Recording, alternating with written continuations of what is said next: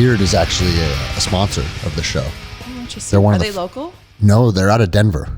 Oh. But they're it's interesting. You said your Natural Path is recommended them. Yeah, right here in Lake Stevens. She actually carries it. Yeah, no, they're awesome. Which one was it that you were saying you like? The Zen? No, or the pure bottles. CBD? I actually really like that one too.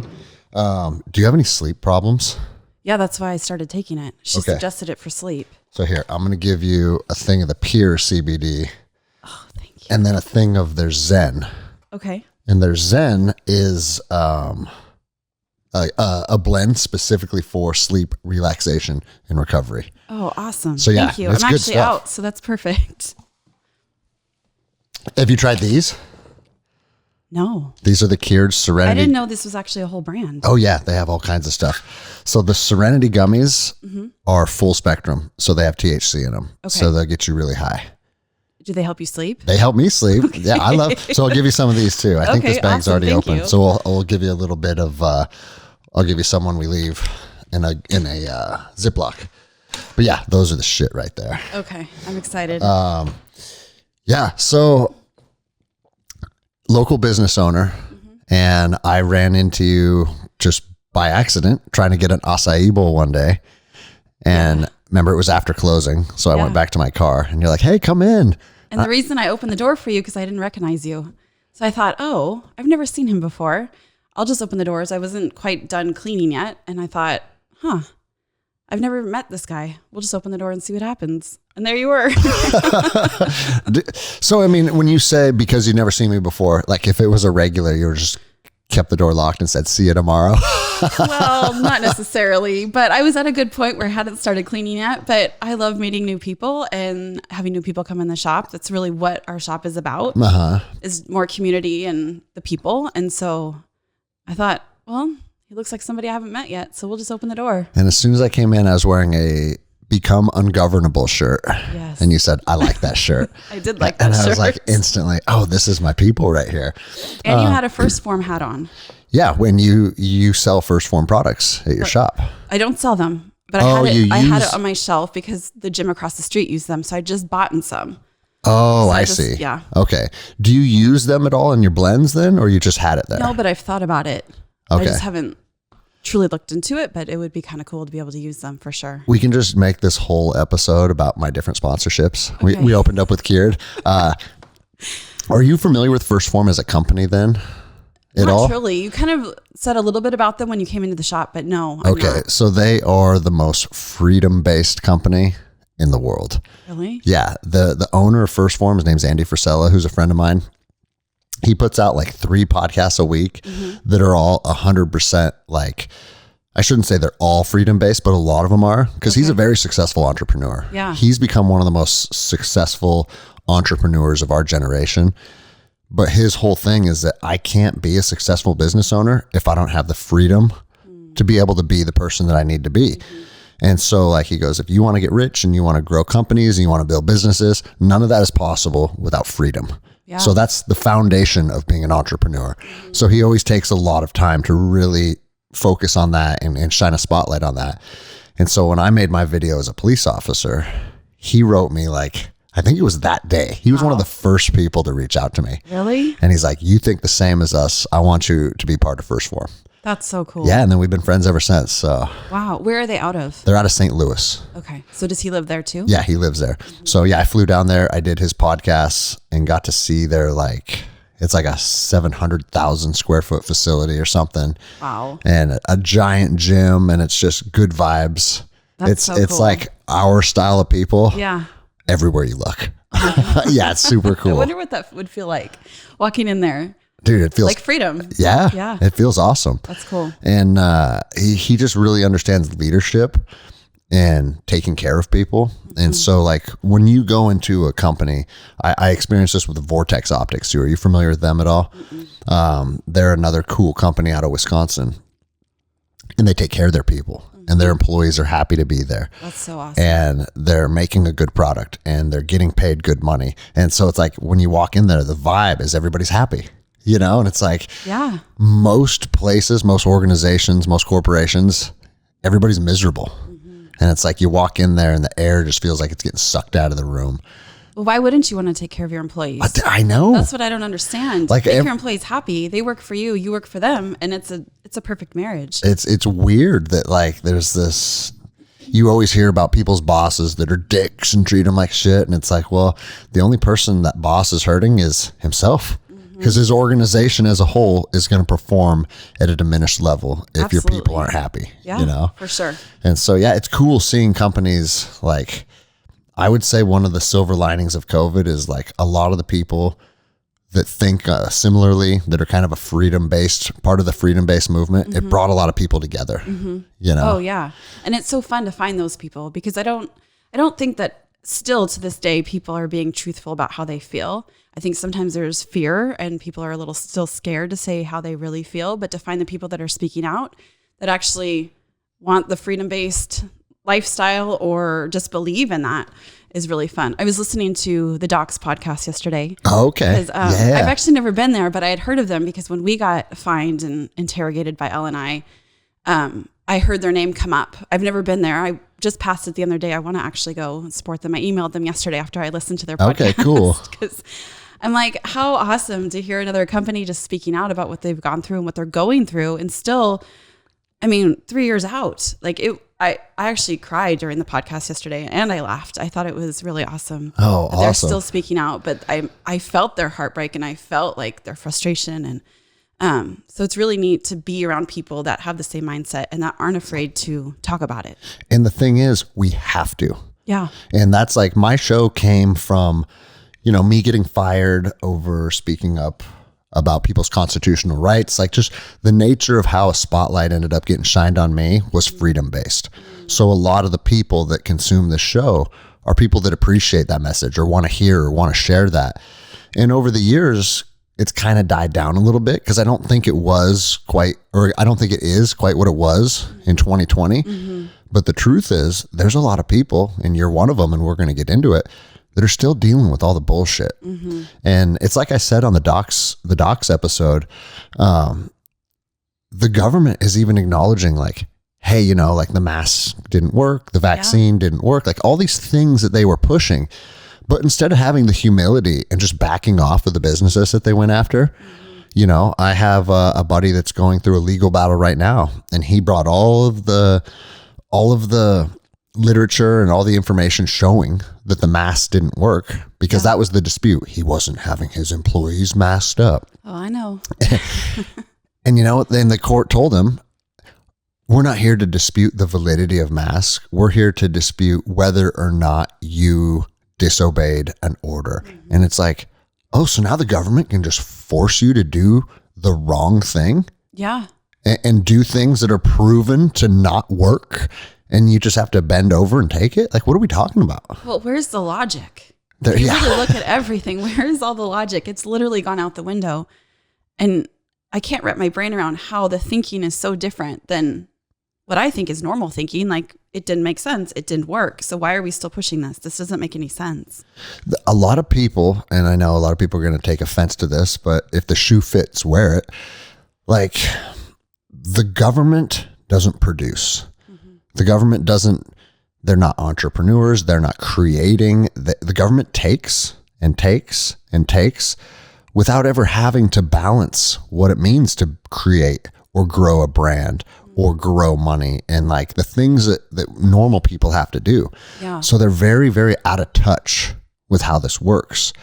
And like, you know, and they're just like, just shut your business down for 6 weeks. Like, show me a business that can shut down for 6 weeks. No. And just be fine. Yeah. Or another thing they were saying is like, hey, we'll defer payments for 6 months while you're closed down. And then when you open back up, you can pay those 6 months. And it's like, well, with what money? Let me explain to you how math works. Right. You know, and I'm not very good at it. No. You know, I struggled through public education, but even I can figure it out. So how the fuck are they coming up with these ideas? It's just clear they don't care. You know, No, and why would they? Why would they care? Their paycheck is stolen from us every time we spend $1 or earn $1 or even transfer $1. So they don't need to like, they don't need to put the effort in to make money, to make their system continue to work because we make their system work. Well, That's it's just frustrating. sad how it's missing humanity. it's missing the moral compass. It's missing who we are as people.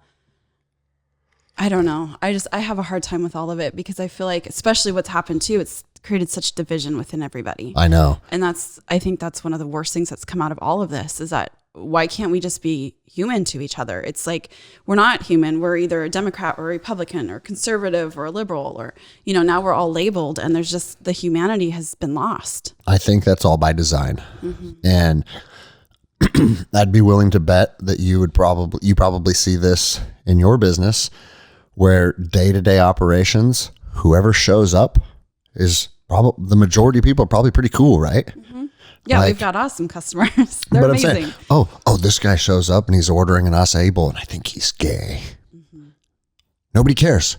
Oh, this guy shows up and he's Asian. Like in the real world, nobody cares about any of that stuff. No. We interact with people. We do our business. We share space. We train.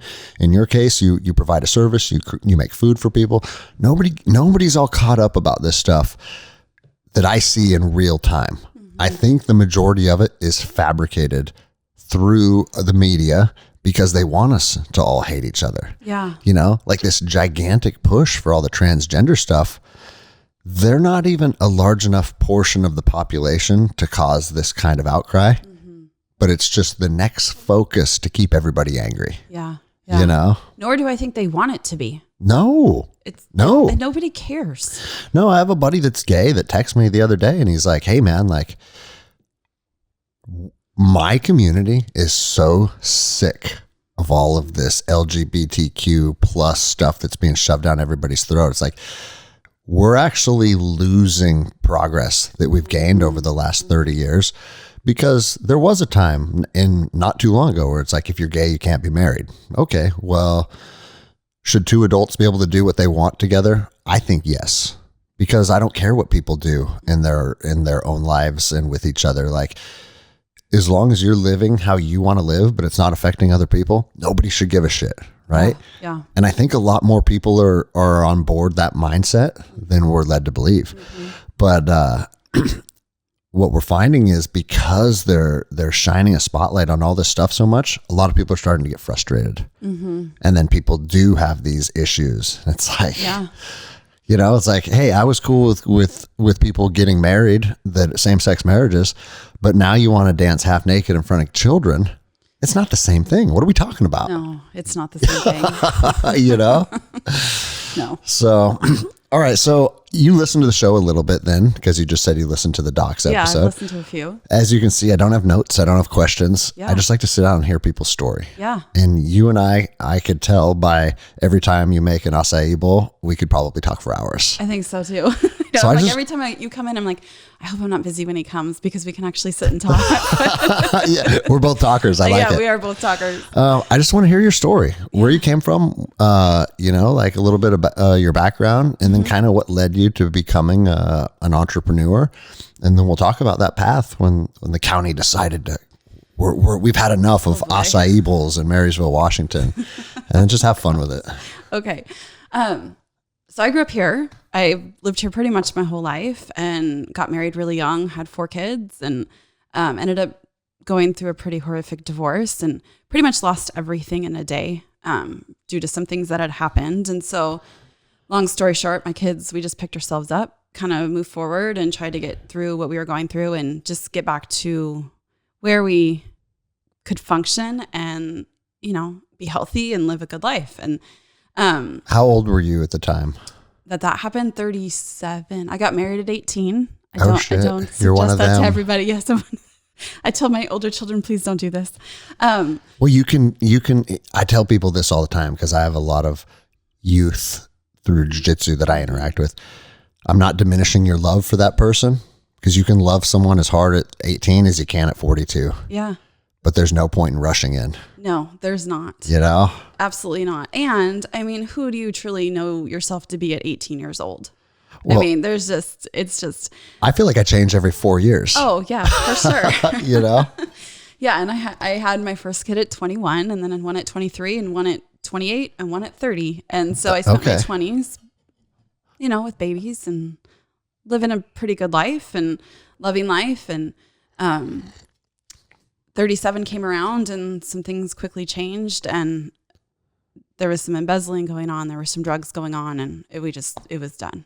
You had to get out of there. Yeah. Okay. And so pretty much in a day. Man, after 20 years. Almost 20 years. Yeah. Well, yeah, I guess so. Or maybe I was 36, somewhere around there. Either way. 36, 37. Yeah. Long ass time. It was a long time. It was pretty much my whole adult life. And so at 36, I really had to figure out what I was going to do with my life, because I went from, dual income to not dual income. And I decided I was going to go back to school. And I really wanted to get my degree in graphic design. And so it was the first time I'd ever gone to college, was when I was 37 years old, and I got some grants and, was able to go. And I was doing that full time and working at a local restaurant here in town as a bartender, just 2-3 nights a week, because that's how I could support my kids while going to school during the day. And so the last week of my first quarter. Sounds super easy. Oh, super easy. Yeah. When you have to bartend till 3 a.m. and then get up with your kids at 7 in the morning. Oh man, I don't miss those days at all. Like, that was rough. But when you have kids to provide for, and you don't have a choice. What you got to do. You got to make it happen. Yeah, you got to make it happen. And I was determined not to change. The only thing I really didn't lose through all this was my house at the time. Okay. And so I was determined to keep my house for my children. And so, I just did what I had to do. And it was the last week of finals week, that first quarter of school. And the restaurant I had worked at, I had begged them day in and day out to fix the drains, because the drains they would clog every night by the dishwashers, that no one would clean them out, that type of thing. And so the water would come out through the back kitchen out into the bar area. And I didn't usually go back to the kitchen area to get drinks or anything like that, because I had a whole well that I would be able to do that. And one night I decided I'm just going to go grab drinks really quick from the back. I had a couple tables like outside the door. And as I walked out, they were really slippery floors as is. It wasn't even without water on them. Mm-hmm. I was holding 2 drinks. I walked out and I just whoosh, fell so fast and so hard. And I actually never hit my head, but because the whiplash was so bad, I ended up with a really bad TBI. Traumatic brain injury. Yeah. And so that was on a Wednesday night. I actually got back up, worked, was really sore, but didn't really think anything was wrong. But caveat to that night I was really frustrated at work. I just did not want to be there anymore. I really wanted my new career to take off. I wanted to be a graphic designer. I was tired of the restaurant industry. And as I was washing my glasses, I started praying. I'm like, Lord, take me out of this place. Like, I don't want to be here anymore. I'm tired of it. I'm annoyed by it. So we can blame Jesus for your whiplash? Yes, in a sense, but it actually ended up being a really good thing. Yeah. So I was just washing my glasses, just mad. And it was 2 hours later, because I was like, Lord, I don't know. Just take me out of here. I don't know what that looks like. I don't know where I could make the money that I make right now and only work a few nights a week to still be home with my kids. Like, I don't know what I'm going to do, but I cannot be here anymore. And it was 2 hours after that, I ended up falling, and I never went back. Oh, really? He literally took me out of that place. And so it was the craziest thing. But so anyways, after I fell that night, I got up, was working till 3, totally thought I was fine, just kind of sore. Come to Friday, I was really sore. My neck was really bad. So I called my chiropractor and I said, hey, can I come in? I kind of fell. I don't really know what's wrong, but something's not right. So I went in there and she's like, well, you have extremely bad whiplash. And I said, yeah, I kind of figured. The next night, Saturday night, I had friends come over and I was feeling almost like I had the flu. Like, I wasn't feeling quite right. And Sunday morning I was sitting in church. And as I was sitting in church, it was like, I don't even know how to explain it, but this curtain whoosh, just fell on me. And I didn't know who I was. I didn't know where I was. I didn't know my kids' names. And my friend actually ended up taking me to the doctor. And they're like, she's got a concussion. She needs to go home. And that's gnarly. Yeah. So this was 4 days after I even fell, which actually, if you look at all the research, can actually happen. It can happen a week after you get hurt. It doesn't always happen right away. And so that following Wednesday, so a week after, I ended up in the ER because I was in so much pain. I couldn't handle myself. And the fatigue and the fog was getting so bad that I couldn't function. And so they diagnosed me there in the ER with post-concussive syndrome, which about 20% of brain injury patients end up with. So basically when they say when you have a concussion or, that type of brain injury, it's usually 2-3 weeks out, you'll start feeling better. Yeah. Well, for me, it was years. And so I ended up being in bed for like 4 months. I couldn't get up. I couldn't walk. So that whole summer, my mom and my best friend were coming in and taking care of my kids, and because I could not take care of myself. Man, the human body can be so fucking tough. Yeah. In some situations. Mm-hmm. My good buddy of mine's an ER doctor, and he talks to me about this. He's like, you're so surprised. Like sometimes the most horrific shit people can just fucking go right through it and be fine. Mm-hmm. And then sometimes the littlest misstep really fucks people up. Yeah. And it's like you slipped on a wet floor and you're bedridden now. Yeah. That's gnarly. Yeah. So it was May 31st, 2017. So just 6 years ago. Okay. And so as that summer went on, I mean, the first year of my injury, the first 365 days, I was at 310 therapy appointments. So it was like, sometimes it was double therapy. I was in vision therapy, vestibular therapy, physical therapy, speech and cognitive therapy, pretty much any therapy you can think of, I was in. And so were you healthy at the time? Oh yeah, totally fine. I worked out at CrossFit 5 days a week. I was in probably the best shape I'd ever been in. Okay. And then I go to not being able to do anything. And as the summer went by, I guess nobody realized that our kitchen sink was leaking underneath. And so it was September at this point where I specifically remember I couldn't smell for a long time. Wait, either. this is your personal kitchen sink now? Yes. Not the, okay. No, so we're having a lot of sink issues. I'm just trying to decipher them. Yes, Okay. this is at my house. So as I'm laying in bed, my mom's there every day. My friends are there every day, either driving me to appointments, taking care of my kids, making meals. They didn't notice that the kitchen sink underneath was leaking. And so as that was going on, it was creating a lot of mold. And so September, so now we're from May to September, I remember being able to finally get out of bed and smelling something for the first time. And I looked at my mom and I said, what is that smell? And she goes, what are you talking about? I said, no, I smell something. And I said, I think it's coming from the kitchen sink. And we opened it and there's black mold everywhere.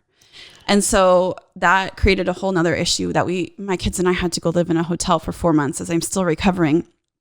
And we had to completely gut the entire kitchen and do a full kitchen remodel.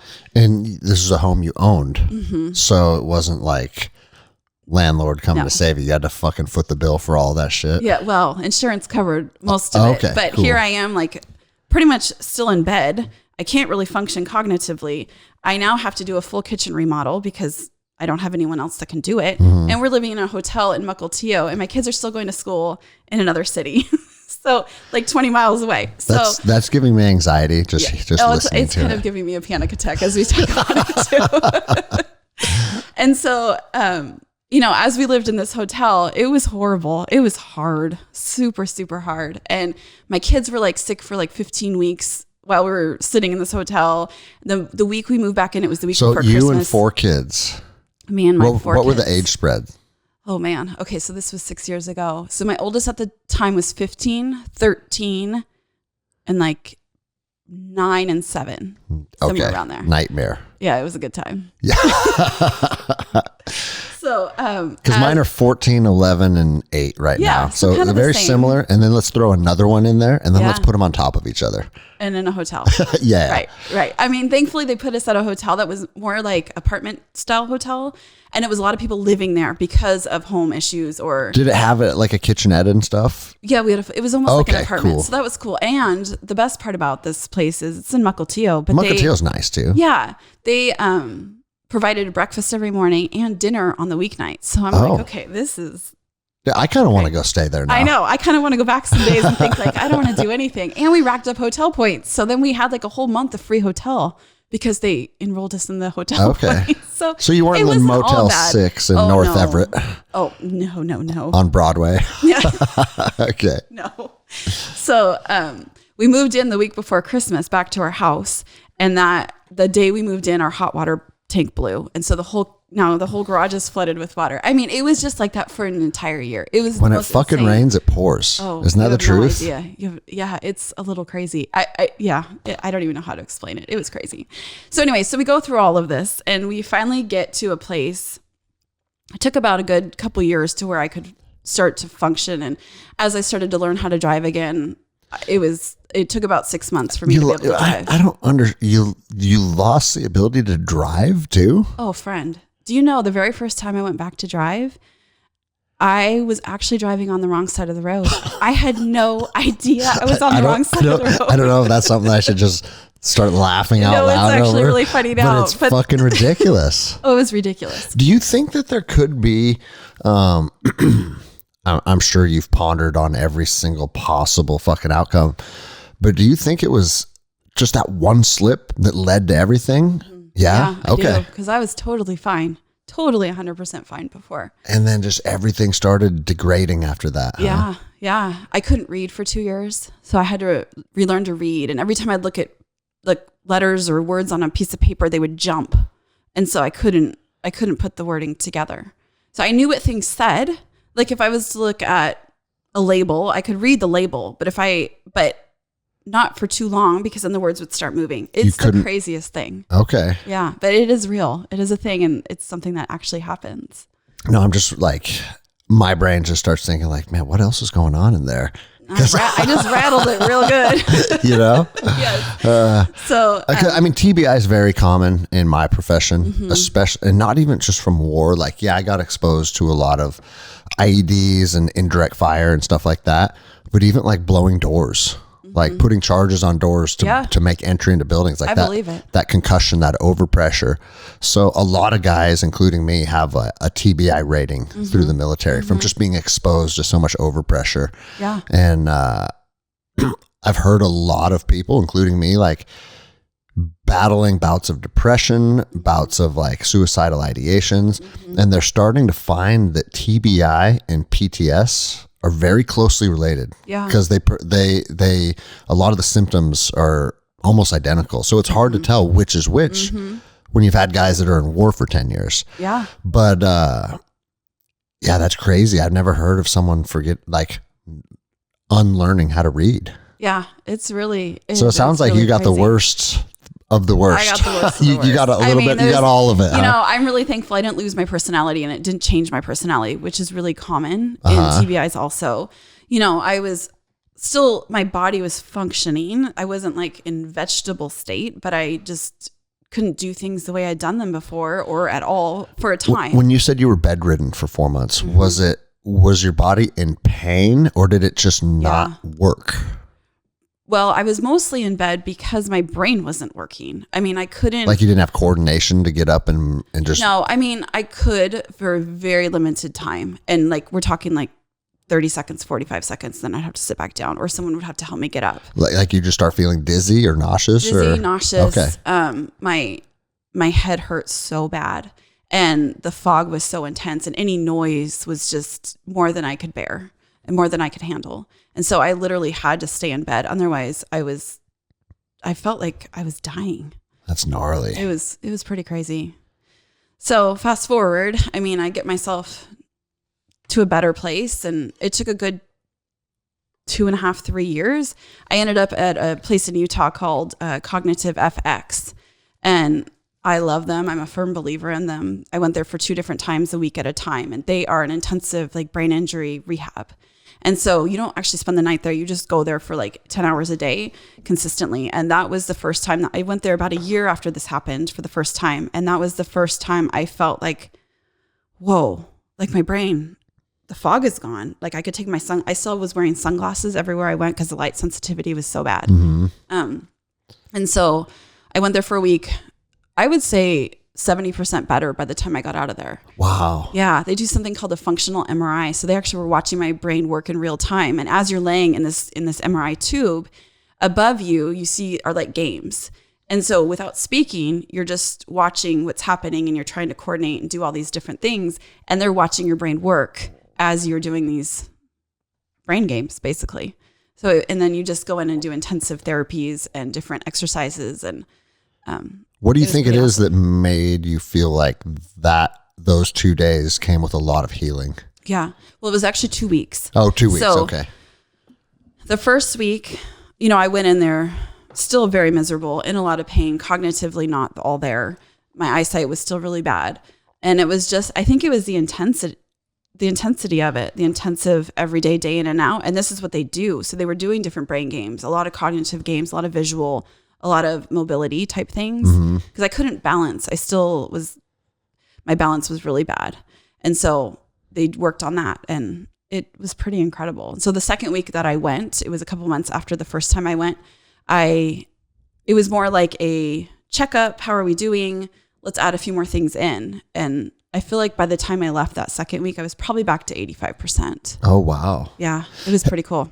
Have you noticed, let's revisit CBD for a second now that I know that you're a TBI sufferer. Yeah. Have you noticed any substances like THC or psilocybin, or even, with soldiers, they're doing all kinds of stuff, using different things to try and to help people recover. Did you go down that path at all? No, it wasn't even brought to my attention at the time. Now, knowing more of what I know about CBD and different things, I probably would have tried different things like that. But in the midst of all of this, the other big thing that was happening is that I was on LNI because, I got hurt at work. Well, a couple months after I got hurt, I couldn't keep up with everything, obviously, because I couldn't even function. And so I had to get an attorney. And so who's trying to handle what was going on. And about a year after I got hurt, LNI just cut me off. So I had no income, no medical benefits, nothing. And I was still in very not good shape. And so there was just so many things going on that if I would have known probably about this CBD, I would have been able to maybe tap into it. But there was too much going on to even figure out what I was supposed to do or needed to do or would work, because we were trying so many different things. So while balancing 4 kids and LNI and trying to get better and therapies, and yes. So was that once you went down there and you said you spent the 2 weeks and you walked out of there and you felt 85% better? Was that kind of that's now you're on the journey to recovery? Like from there forward, you start feeling better? I was still doing therapies after that. Like there was still some visual issues for sure. I actually was still doing therapies even about a month after opening my shop. Okay. So, but I got so busy at the shop, I just couldn't do them anymore. And I was so burnt out of therapies anyways. And so, well, maybe the shop giving you a new mission is actually a therapy in itself too. Yeah, it totally was, to give it another focus. And, and still to this day, I still have some issues. My vision is still a little wonky. Not that I don't have 20/20 vision, but it's more like the vestibular issues of it, or it's more like the muscles. Okay. The way that the whiplash happened, one of my axles in my neck is it tends to come out a little bit and it sits on my optical nerve. And so sometimes I'll get really dizzy from vision, and that's when I go to the chiropractor and he whacks it back in and we're good to go. Is that Gordon Mico? No. Oh, boo, I know. Boo. His wife comes in all the time. I've actually never met him. I go to one in Camino, who I adore, and he's amazing and specializes in this injury. When he retires, and you're looking for a new chiropractor. I know. I keep thinking. Mico's right up the street from you. I know. And he's one of the coolest motherfuckers you'll ever meet. I've heard he's pretty amazing. So then once you start feeling better, is that kind of what made the wheel start to turn? Okay, what's next now? Yeah, I did not want to stay on LNI forever. And, they had cut me off. So then the whole next That's year what everybody prior, does, is just get on government assistance and then they're fine for the rest of their life. Oh, well, that would be lovely sometimes. That didn't happen for me. So I was on LNI for a year. They cut me off for a whole entire year. I had no income. And so at this point, I still had a mortgage and I was getting a little bit of child support. And my mom was actually making my mortgage payments for me because I just couldn't keep up. And so we ended up taking... That shit's so fucking stressful. So stressful. I talk about all the time. It's when I was struggling financially, throw me back in the middle of Ramadi. Yeah. I would rather be in the middle of warfare than be struggling fucking making my mortgage. Yeah. And I don't know why that is, but I honestly think it's because warfare, violence, a hard workout, whatever it is, it's a moment in time. And then when it's over, you can take a breath and it's that was fucking crazy. Yeah. But I'm good now. Yeah. Whereas the pressure of financial strain, it's like a fucking cloud that is no matter where. It's over you 24/7 and it just beats you down. Absolutely. It is probably the hardest thing to deal with. Yeah. No, I agree. Yeah. So I ended up taking Illinois to court to win my back pay, and I ended up winning my back pay, which was great. I didn't get anything else, but I got my back pay for the year. So that was... It's a big chunk then. Yeah, it was Did you go decent. party? Oh, yeah. You go to Vegas and just No, fucking... I opened a business. So Stop being responsible. I know. But I was thinking, like, what am I going to do after this? And, you know, I'm 43 now, and I was bartending, and, you know, you kind of reach a certain age that you don't really want to do that, or you've kind of tapped out at the age where... You know, there's a lot of 21-year-olds out there doing bartending. So it's kind of one of those funky things I still love to do. And sometimes I'll do on the side, but it's not something I wanted to make a profession out of. And I didn't really want to go back to school at this point. Yeah. And so graphic designing is something that interests you, but you never pursued it professionally. Yeah, because that's what I was trying to get my degree in when I was in school. Okay. So but at this point, I'd gone through so much and I was tired and I just didn't really want to go back to school. I think that's a hard, and maybe I'm fucking wrong, I don't know anything about it, but I would imagine that would be an industry you'd really have to make a name for yourself before it started producing much revenue. Yeah, it's a lot of word of mouth and trying to get out there and, you know, work with different businesses. And I just didn't have it in me at the time. Although then I opened a business, and that's probably way harder than any graphic design job I would have ever but your had. business is awesome. Well, thank you. So fucking like it speaks for itself quickly, you know? So how this business came to be was as I was going through my therapies and, you know, trying to see what I was still capable of, being that I had worked out so heavily prior to this. I also acquired some different things like dysautonomia. And so I would go back to the gym like every 6 months to kind of see where I was at, what I was capable of, what my body could handle. When you say you acquired some other things, what was that word again? Dysautonomia. So some people are born with dysautonomia. I actually had a friend in high school that knew that she had it. And if her heart rate went up at all, she knew she would pass out. And so, I mean, there were times she'd be like, I'm going down. And she would just pass out. It is a real thing. All right. Yeah. So you can be born with it. You can acquire it from an injury. And so I ended up acquiring it. But at the time. So you'd start training, you'd just fucking fall over. Well, no. So how I figured out that I had it is I did go to the gym one day thinking I was to the point where I could probably do a decent workout, scale it, not be like super proficient, but do it. And as my heart rate went up, I started to notice like I felt weird inside, but then my eyesight went black, my legs stopped working, and I couldn't talk. And so I sat, and it freaked me out because I had no idea what was going on. And so I just sat down. Well, I'd assume it's all interrelated. Right? Oh yeah, it's all related, and you can get it from brain injury. You can acquire dysautonomia, and it doesn't always stay with you forever. But now I can feel it coming on if I work out too hard, and it's nothing like it used to be. And so I've now learned, like if I'm running or I'm biking too hard and my heart rate goes up, I can start to feel it within me come on. Okay, and that's just when I slow down. So it's a weird thing. So are you or are you not coming to jiu-jitsu with me tonight?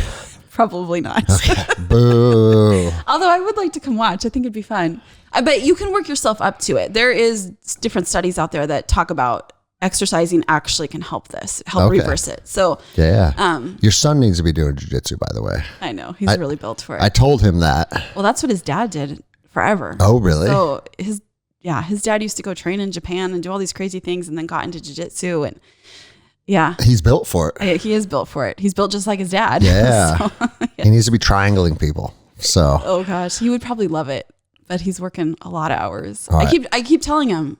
Greg said you should come do jiu-jitsu. I'll keep harping on him when I see him. Okay.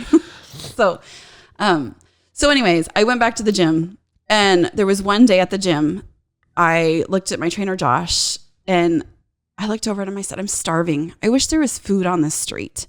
And he's like, I know, there's like nothing on 3rd Street. I wish the street would, was more up and coming. And so we just kind of talked for a minute. And prior to this, I was in a better place. I was functioning. I was, I could do things. And my cousin had given me the gift of flying free for a year because she worked for Alaska Airlines. Man, I need a cousin that flies for Alaska. It's lovely. It's amazing. So anytime I wanted to go anywhere, I literally would get on the app, book myself, and show up at the airport. And so the year prior to this was the year I started to function better and feel better. And I just needed to kind of take some time and do things that made me happy and do things that weren't stressful because there had been so much stress. And so I think everybody could probably fucking use a little bit of that, every day. Right. And so we would meet in Hawaii, And she'd be like, hey, I'm doing a layover in Maui for 24 hours. Why don't you just come? So I would. I'd drive to Bellingham, get on the plane for 6 hours, eat and drink, be merry, and get off in Maui for 24 hours and go stay with her at the hotel. And we'd go find acai bowls.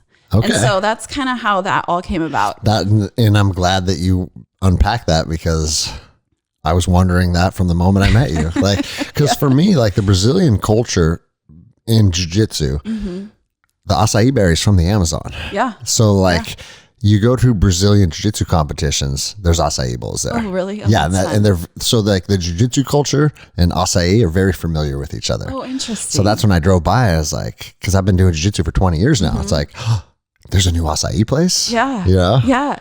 And they do it a little differently than we do ours. They like it a little sweeter. Yeah. They put a bunch of bullshit sugar in it. Yeah, they do. And then they put sweetened condensed milk on top and honey. And so if you like sweet, it's definitely would be up your alley. I like sweet. I just don't like fat. Well, yeah, that too. I mean, so that's how the acai bowls kind of came. When I realized what I wanted to do, her and I actually went to Honolulu for 24 hours, drove the whole island, went to every bowl place we could find and tasted them. Because I wanted to see, at this point, I knew the building that I was going to have was small. I knew, our location was different in Marysville. It's not necessarily like a community that knows what acai bowls would be necessarily, or even a community that's like health food conscious, I guess I would say. Yeah, I mean, you're right across the street from their CrossFit Marysville, which is like has a reputation for being a phenomenal team. When you said there's nothing on 3rd Street, were you in CrossFit or CrossFit Marysville? Yeah, so I was standing. You're training there. I was with Josh. Okay. Yeah, I had gone in just for like an hour because I wanted to see like, okay, Josh, where am I at? Like, can I do these things? Because I didn't want to just join another class because I knew I probably wasn't going to be able to finish it or do it. And so when I said to him, there's no food on the street, I looked over at my little building, who my friends actually own. And my friends own the CrossFit too. So we all know each other. What was it at the time, your little building? Oh, man. Well, back in the 70s, it was a plant shop. I think it's about 80 years old. But back in the 90s, it was a barbecue shack, which is crazy because there's no plumbing in it. The guy would barbecue outside and bring it in and microwave it. And then it was a psychic building for years and years. Do you remember this? I think I remember that. Yeah, it was like purple, I think, and teal.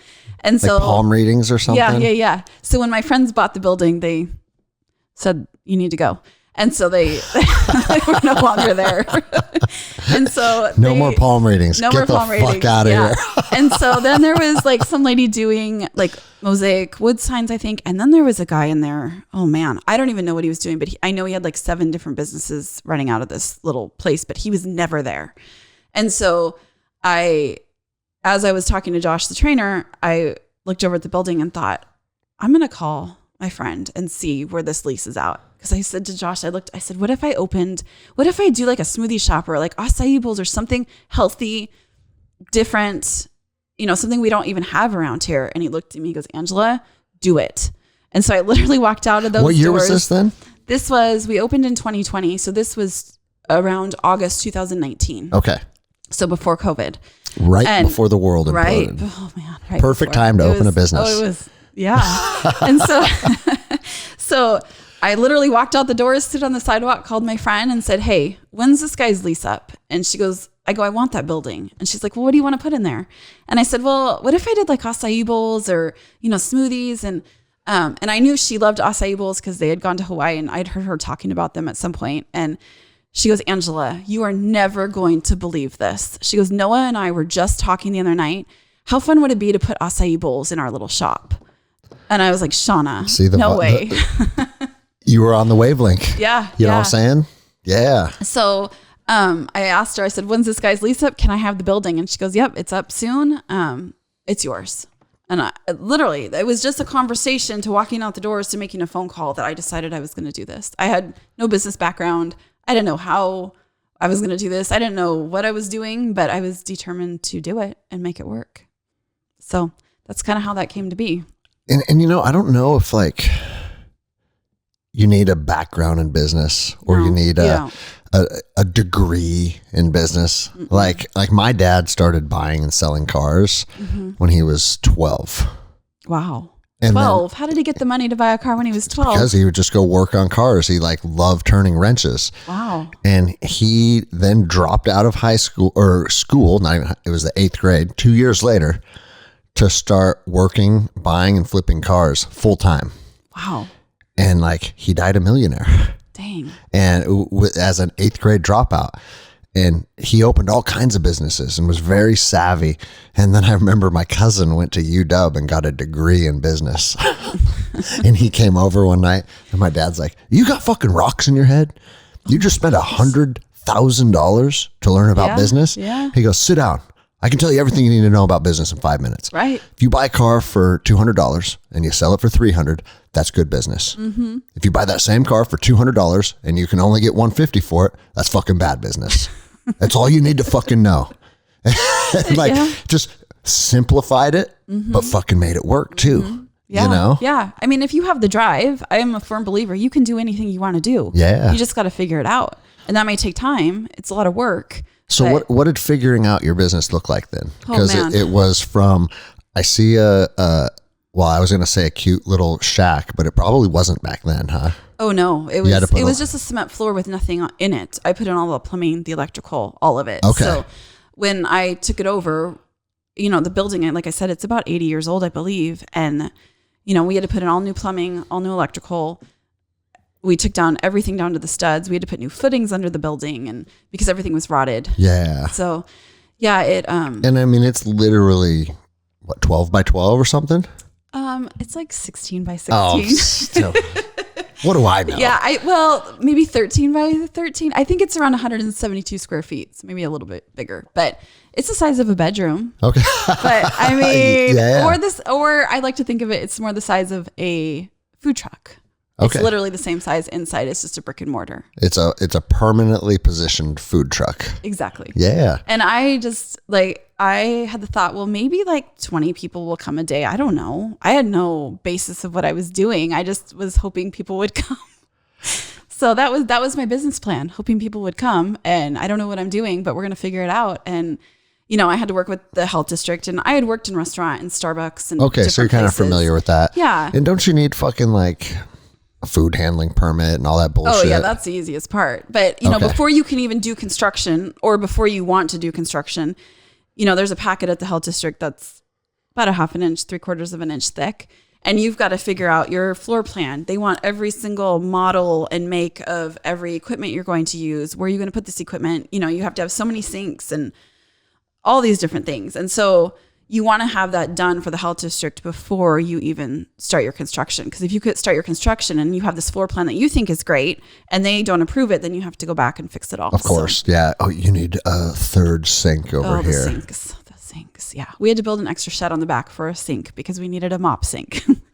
So, so yeah, it's figuring out that. So that took a long time because I knew about different products as far as what I wanted to use, like blenders and, refrigeration and all that stuff, but I had to find it. Are you using Vitamix? Mm-hmm. There's not a second, close second, is there? No, there's not. Yeah. And those things are beasts, and we beat the crap out of them. And they still work. Yeah.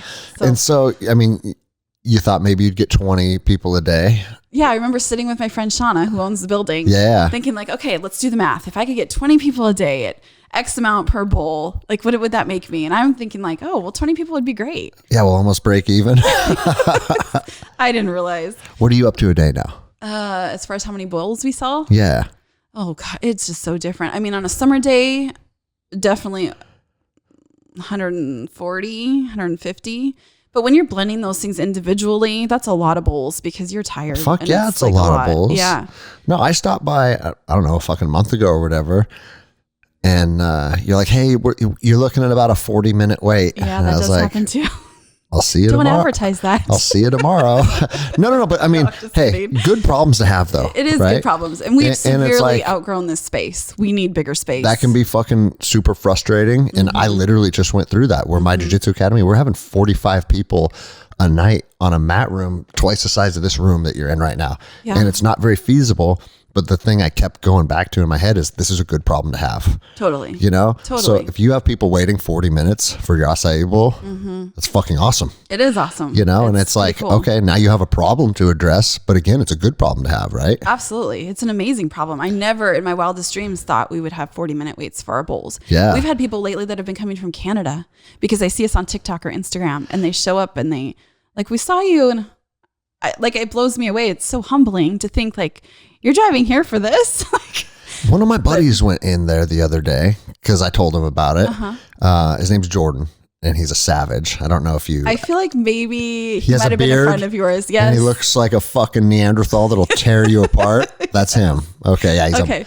And he said that. He said like there was a couple there, I think like from Canada. Maybe. Yeah. So, it's happening. And I mean, people come from Bellevue and Issaquah and Anacortes and Bothell. I can tell you because of someone that it is an acai bowl snob like myself. I want a big bowl that's filled with fruits and nuts and like healthy ingredients. You can't find that anywhere. No. Every single place you go to, I mean, and this isn't even like, you know, like Juice It Up or Jamba Juice, like the mainstream ones, they're as guilty of it as everybody. Like it's filled with high fructose corn syrup and a bunch of added sugars. Yeah. And yeah, they taste delicious, and every once in a while that's fine but it feels like you're going out for dessert, right? Whereas you go to your place, it's like, oh, I'm fucking filling myself up with healthy nutrients that also taste delicious. And then I'm ready to crush my day. You know, no, it's important. Awesome. Yeah. You know? Well, and that's why we did it the way we did it, or I did it the way I did it, because I wanted to be able to cater to everybody out there. Number one, I'd worked in a restaurant for a really long time and seen like different health issues and food allergies and eating intolerances and all these different things that I wanted everyone to be able to feel like they could come here, get their money's worth, have something that's really good and nutritious for their body, and they're not adding a bunch of junk into it. So we are like soy-free, gluten-free, we're vegan, we're nut-free, except for the nut butters. Will you blend steak into mine custom if I ask you to? What? I mean, we could try it. All right, maybe we can just put some first form protein powder in there. Yeah, you could do that too. So yeah, no, that's really interesting because it's I'm sure maybe in Hawaii, did you come across some like really clean ones that kind of felt better when you tried them? Yeah, there was a couple. Actually, most of them were all blended to order, which showed me they weren't like the scoopable acai, which you'll find at a lot of different places. It's more the sorbet, so it's really sweet. It's got a lot of sugar in it. Yeah. And you know, for those businesses, that works for them, and that's great. That's just not what I wanted to do. But again, like I said, like those kind, yeah, they're delicious, but it feels like you're going out for ice cream like a dessert. It is. Like you don't want to eat that for ice breakfast. Cream. No. You know? No. So you actually blend your acai with different fruits to sweeten them though to like customers' needs, right? Yeah. Okay. So the acai berry itself is just, we use organic unsweetened acai berry. It's very tart. So we do blend that. Other mixed berries, a little bit of banana. And then we've got a dragon fruit bowl, which is the pitaya. That one is blended with peaches, pineapple, strawberry, and banana. I love pitaya. Me too. Pitaya, it's like, so good. Because I lived in Huntington Beach for a long time and big acai pitaya bowl scene down there as well. Yeah. And the pitaya was the reason that I liked it is because it wasn't that over the top sweet like acai usually is. Yeah. And it almost tasted like an earthy flavor. Like I always say, like I like my pitaya bowls to taste like dirt. Oh my gosh. But because like, again, I'm not looking for it to taste like candy. I'm looking for a lunch. Yeah. You know, and so it doesn't have to necessarily have 50 grams of sugar in it. But the pitaya bowls, I felt like you had the option of getting them unsweetened in more places than the acai bowls. Yeah, I would agree with that because the scoopable pitaya is not as popular. Yeah. You can get it. I've never tasted it, but it's out there, but it's not as accessible as the acai. And then the fact that it's like neon pink / purple, like that's pretty cool. Where too. can you find food that's pink? Yeah. It's amazing. I haven't had one of your pitaya bowls yet though. Oh, so next time I'm in, I want a pitaya bowl like them, that tastes like dirt. I don't think ours is going to taste like dirt. It tastes more like peaches and pineapple. But do you know what I mean by that earthy flavor? Yeah, from I do. pitaya? Yeah. Okay. I mean, maybe we could just blend up pitaya. Fuck yeah, I'm down with try that. I don't think I've ever tried that way. Okay. Next time you come in. Okay. That'll be tomorrow. I will be there. I was so sad when I went in a couple weeks ago on a Monday and was just like, no. I know. Every Monday I hear this. Or when you should just text me if you're coming on a Monday, because sometimes I'm down there. The last thing I'm going to do is fucking ask you to make me a fucking acai bowl if I'm there, on one of your days off. Yes. I'm a terrible person. I would only do that for certain people. Remember that, the first day you're like, hey, no, come on in. I'll make you one. Yeah, we're closed, but it's okay. Mm-hmm. So I was like, all right, I'm leaving her a massive fucking tip. Oh, well, because dude, you opened up when you didn't need to, right? Yeah. And then you wouldn't even accept the tip. Like, I can't accept that much. And I'm like, who is this woman? I like her. Okay, well, yes, I'm not going to take your money. I'm just happy you're there. So that's great. And like I said, our business, it wasn't just built on me wanting to make money because, I mean, truly, let's be honest, being an entrepreneur, you could probably make more money doing something else most of the time than working 24/7. Yeah, but then the other side of it is you're building someone else's dream instead of your own. Well, this is true. Yes, you there's a catch-22. Yeah. Yes. But the other side of it is never, again, going back to Andy Frisella, because I listen to him all the time. I love consuming his material. He's like, they've somehow attached like a negative connotation to wanting your business to make money, right? Yeah, I would agree with that. And it's like, all of the elitists in our society are filthy fucking rich, and you opened an acai bowl stand. Mm-hmm. And if you can make your stand make you $500K a year, fuck yes. Mm-hmm. And if anyone doesn't like that, fuck you. You know what I mean? Like, making money is only going to make you and your family have more options. True. To build a path towards success. True. And so, like, the fact that you're doing very well, never think that, like, oh, I'm not necessarily in this for the money. Fuck yeah, be in it for the money. Well, I mean, of course, you have to live, and I want a nice life. You can be in it for the money. Mm-hmm. And this is kind of something that's opened my eyes.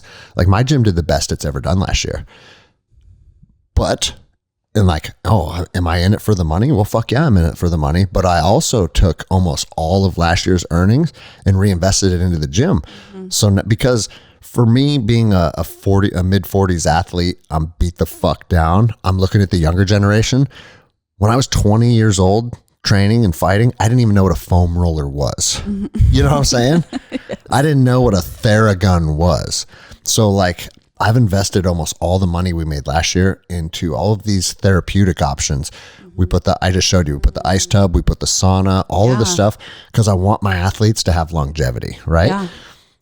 But at the same time, I think after I do all that, the gym's only going to make more money. So True. It's like, it's like on one hand, it's like, you know what? The gym's doing well, so I'm going to reinvest into the gym. But eventually that's going to be reinvesting into me. Mm-hmm. And I want a fucking sailboat. Mm-hmm. So, there's nothing wrong with that. Nothing wrong with that. No. And then the other side of it is my gym's mission, as is your mission, I'm sure, isn't about making money. That's a byproduct of doing things the right way. My gym's mission is enriching people's lives. Exactly. And I think if you keep the mission focused in enriching people's lives and bringing value to your community, I think the financial success just comes as a byproduct because your heart is in the right place.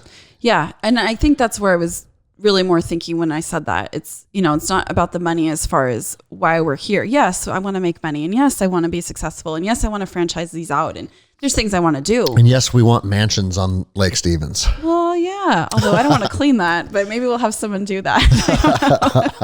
But one of my black belts, Daniel, he lives in like a trailer behind the gym. Yeah. So maybe he'd be happy to live in your mansion and just clean it for you. Okay, Daniel, if you're listening. Yeah, but I want it to be a place where people come in and they are known and loved and recognized, and that we build relationship with our customers, not just because we want to sell you something. That's not it at all. It's more so that I love people. When I walk in your place, I feel that energy immediately. Thank you. And I think that's important. It is. I think vibe and culture and camaraderie, like you can have fucking awesome products. Like I could have awesome jiu-jitsu. You could have awesome acai bowls.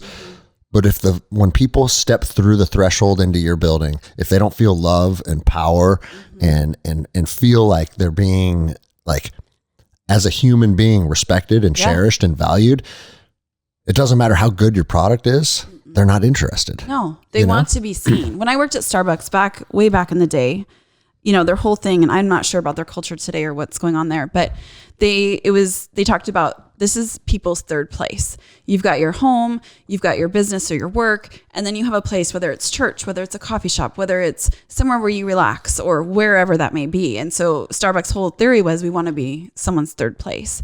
And so that always really stuck with me as far as, and what that meant is, I'm going to steal that. I know, it's cool, huh? Yeah. I really like it. And so I tell that to my employees. I don't hate Starbucks like a lot of people do though.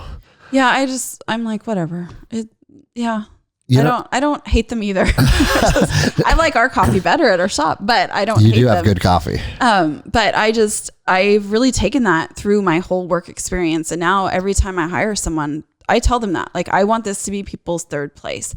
So, we've had customers where we've built relationship with now that have come in immediately after their parents have died and just cried to us and just talked.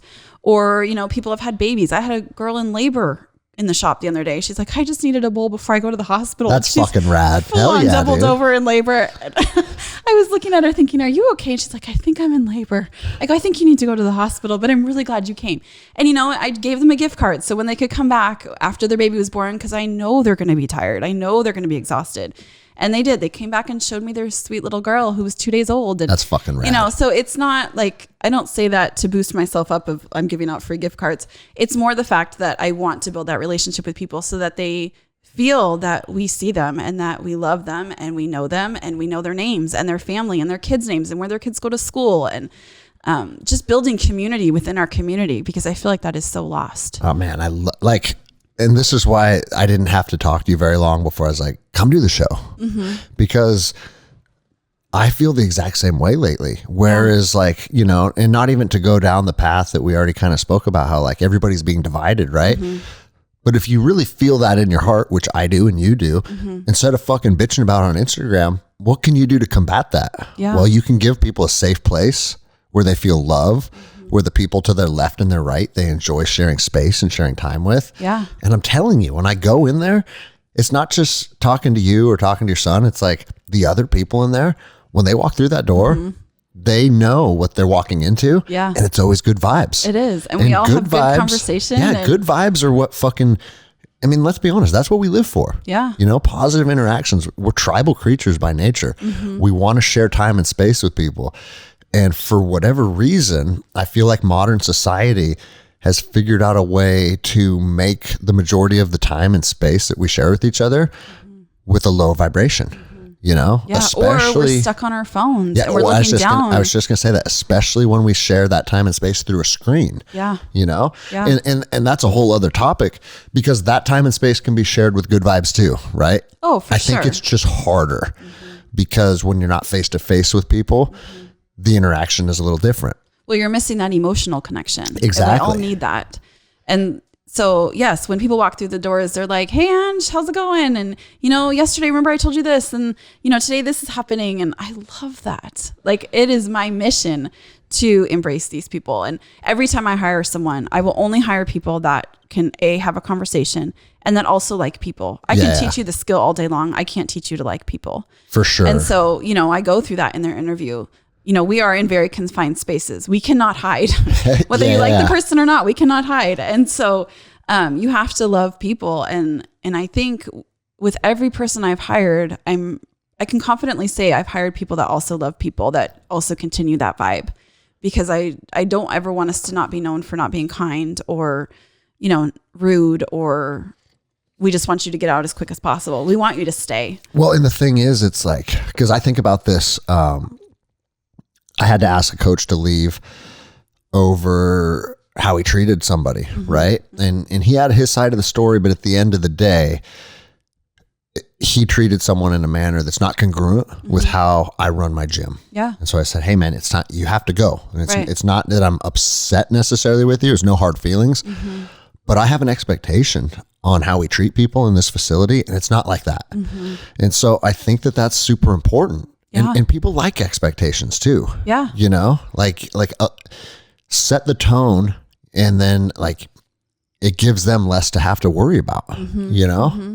Well, and everybody needs a place to come to feel like they are seen and heard. And, you know, whether they're having a bad day or maybe they don't. I had a girl come in one day and her name is Shelby, and I could clearly tell something was wrong. But she wasn't really giving any indicators what was going on. And so it was her first time in, she ordered a bowl. And my daughter, my 14-year-old, was actually working for a couple hours with me that day. And she looked outside and she goes, Mom, that girl, she's just sobbing in her car. And so I took out her bowl to her and I said, are you okay? And she goes, my fiance just had a major accident. He's at Harborview. They think maybe he's brain dead. Like my whole life is like completely, I mean, it was a mess. And so we just sat and talked. And, you know, I said, I've had a brain injury, not to that extent, but I understand a little bit of what you're saying. And I said, you know, you can come back if you just need to talk. Because sometimes people don't want to talk to the people they know.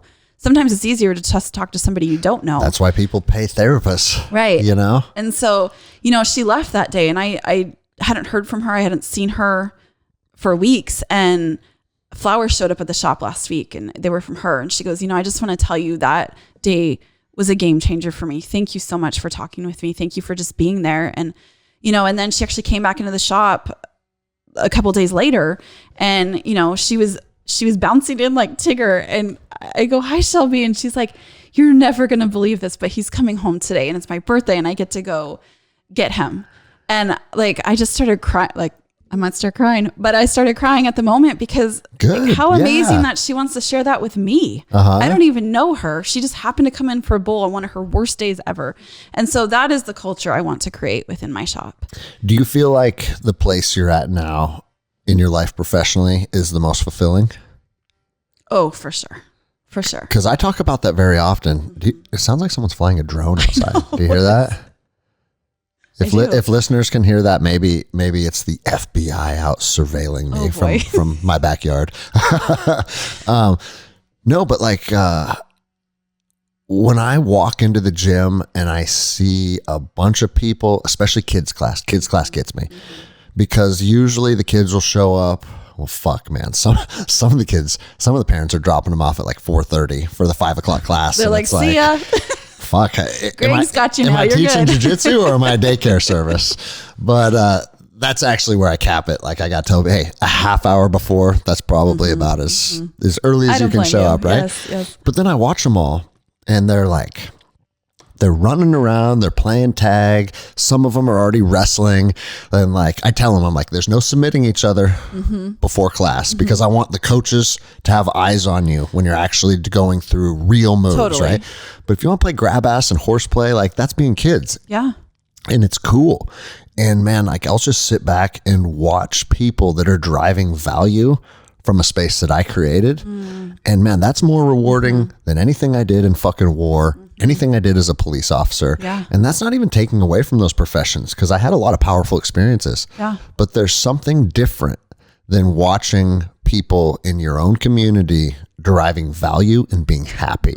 Because my last two professions, more often than not, I was dealing with the negative side of humanity. Yeah. And it's like, I did some cool things. Like I revived a guy that had a heart attack at the SeaTac airport, brought him back to life. And it's like, that's cool as fuck. Yeah. Right. And he came down with his family and thanked me like 3 months later after he recovered. Cool. Yeah.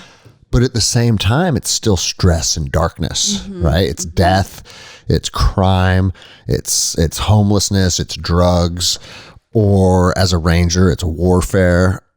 Man, at 42 years old, watching kids smile while I'm teaching them martial arts, it's like, this is what you've been chasing. Yeah. You know, and it sounds like you get that exact same thing. And it's not because of the food you serve. It's part of it, right? But at the same time, it's because those people know when I come into here, it's going to be a good experience. Yeah. It's fucking cool. It is really cool. We got a grant from the city last year to be able to put an outdoor patio. So where you see the patio today was all landscape. Okay. So we brought in obviously concrete and made a big patio. So in the summertime, we've got tables, chairs, umbrellas out so people can actually sit outside. And when we have the doors open in the shop and I can hear people talking and gathering outside, last summer, that just, my heart was like exploding. It was so fun to see people just gathering and being together because it's also building community within themselves. Yeah. But just hearing like the chatter and the laughter and it's so fun. So fun. What would you, if you start to expand and you need a bigger space, what would that look like? Because moving would suck. Yeah. Well, here's the thing. Because I love that our little spot is building. cool. It is cool. And you don't see spots like this anywhere. Yeah. And the aesthetic of it is really fun. And, what's coming down on 3rd Street in Marysville, and Marysville as a whole is so huge in the next 3 to 5 years. And I really want to be a part of that because, we've had all these meetings with the cities and we're seeing what's going on. And they're building a huge 185,000 square foot sports complex 2 blocks from us, along with a hotel and some restaurants. And so, we need a nice hotel. I know. That actually makes me happy to hear. Yeah. Because I run a program called Guns and Geese where people will fly into town to learn shooting and grappling. Oh, yeah. And we send them to Indigo. Oh, yeah. Which is a nice spot. I really like Indigo. It is, but it's in Everett. But it's that's the closest hotel to here. So so hopefully, the layout and the drawings of it look amazing. But this sports complex is meant to house like sport things for like 3 to 5 days at a time. So we'll do like volleyball, gymnastics. You're going to be fucking slammed. I know. So I'm kind of holding out for that, but I do need to expand. And I'm really, just in the past couple weeks, it's been on my brain. Are you able to expand on the lot that you're at? Is that even a possibility, or do you know? I don't know. I've thought about that, but then it's almost like we'd have to reconfigure everything. So might as well just go get a bigger space. Well, the one thing, and I love them talking about shit like I know about it, but my wife she managed a spa in Seattle for a long time. And my wife is just one of those people that's good at everything she puts her mind to. Yeah. And they were in U Village and they literally moved like 600 meters. Oh, wow. Like really, really fucking close. Yeah. And they took a hit. And so she started like researching it. And I guess like it's something like literally every linear foot you move, you start to lose a percentage of your customer base. Oh, interesting. And I guess moving is terrible for businesses. Yeah. I could see that. Because there's just something, even if you're the next block over, it's like, I'm used to just driving up 3rd Street, parking my car here and going in and talking to Angela. Oh, she ain't fucking here anymore? Fuck. No, I could totally see that. And so whatever I do, I want to keep this little building. Okay. Because it's also that'll a draw. always be a satellite. I think so. Or like our first, wouldn't it be fun? Do you ever see the crumble cookies guy where he first started out? He had this little humble log cabin-y type little structure that he did his first. Where was that out of? Do you know? In Utah. Okay. And so now he's got all these cute little shops. If you go, they're pink and white inside or whatnot. But in a lot of the shops, you'll see that picture of that first place. And I'm like, that's what I want. I want our little building to be that first cool. picture. There you go. That's what I think of when Starbucks does the same thing. Yeah. They still have their headquarters, or no, It's not their headquarters, but their first shop there on Pike Place. Yeah. Where the mermaid's actually topless. Yeah. I know, right? You can't have that in the logo. Scandalous. Yeah. But it's just, that shop's just surrounded by methamphetamine and heroin these days. Well, this is true. But it used to be. But still, when you go down there, and it's been years since I went down there, but the line is out the door because it's just, everyone it's wants the to nostalgia. See it. Yeah, totally. I've stood in that line before because I'm like, well, I work for them. I should go see this place. So would you ever want a franchise? Yeah, that's my goal. Okay. That is what I want to do. I did end up trademarking my name and my logo so that I can go into other states and be able to do all that. How long did that take? That took about a year because of COVID. Got it. So I just went through the process of trademarking my No One's Coming to Save You shirts. Oh, really? Oh, that's cool. But it takes, you submit everything, and I got a kick out of this because it's like, oh, this is just government 101. You submit everything for your trademark application, and then it's like the next page is pay. And it's like, I think it was $325 or something. Like it not super expensive, but not super cheap either. Right. And then after you submit payment, it's like, congratulations, you will be contacted for a review in 9 to 12 months. 9 to 12 months, yeah. And I said, that's the most government shit ever. Because they'll take your payment right now. Right. And then they're going to make you wait. In the private sector, it would be, we'll accept your payment when we're going to review the case or review whatever is up for review. No, not the government. Take the money now, and we'll let you know what's up in 9 to 12 months. Oh boy. But I guess like even having that application submitted kind of locks you in legally. It does. And that's what I wanted. Yeah. You know? I actually ended up using an attorney because I didn't really know what I was doing, and it wasn't super expensive either. But yeah, he did say that 9 to 12 months. I want a little bit of payment now, more later. And then, but it locks you into the day that they started the review. So. And then I don't know if you experienced this, but the fucking scammers come out of the woodwork. No. Yeah. We were getting called all the time. And it's like, hey, I'm a trademark attorney and I'm happy to help you get this resolved much quicker. And it's all scams. What? And one guy called us, and the phone number that came up when he called me was U.S. Patent Office. And so I was like, oh, okay. Like, so I assumed it was the U.S. Patent Office. He's like, hey, I need to talk to you about your application. We're ready to approve it. We just need a final payment. And I said, I already paid. They said, no, that's the application fee, but there's a finalization fee as well, which was, I think they said another $500. And he goes, I'm just going to need your Visa card info. I said, you already got all my info. Mm-hmm. I already paid. Weird. No. This is just a finalization. And I was like, I'll tell you what, if you give me a number I can call you back on, then I'll call you back and I'll submit payment. But I'm not paying. And he goes, didn't you see that our name came up when I called you? And I was like, oh, that's a red flag. Yeah. Because that's his like little, however they worked that, right. That's what they fall back on. That's crazy. How did they get all your info? It's public info. Oh. Yeah, it's people that are applying for patents is public info. So scammers go into that. So then I said, no, I'm not paying you, bro. I'll call you guys right back. And then if it seems like you need an additional payment, we can talk. So I hung up and he goes, no, you can't. If you hang up, your application's going to get fucking halted, all this bullshit. And I was like, oh, okay. It's getting more scammy by the second. And so then I called him back, and the guy that answered the phone, he goes, no, those motherfuckers, he didn't use the word motherfuckers, but I'm using that because that's what they are. Those guys have been able to set up their scam to when they call people from their phone, it shows up as our number. Dang. And so that's crazy. I fucking hate thieves and I fucking hate scammers. I just had my sauna stolen off my property. What? Yeah. I had a sauna out on 30 acres in the mountains, and I went out there to use it last weekend. Oh, is that what you were trying to find? Yeah, and it was fucking gone. And it's like, dude. How did they even know it was up there? I don't know. There's different things. All the neighbors are pointing to one guy. So I actually sat at that guy's house a couple nights ago in the middle of the night. Is that what you were posting? I didn't post these pictures, but I was... dark? Oh, did I post that?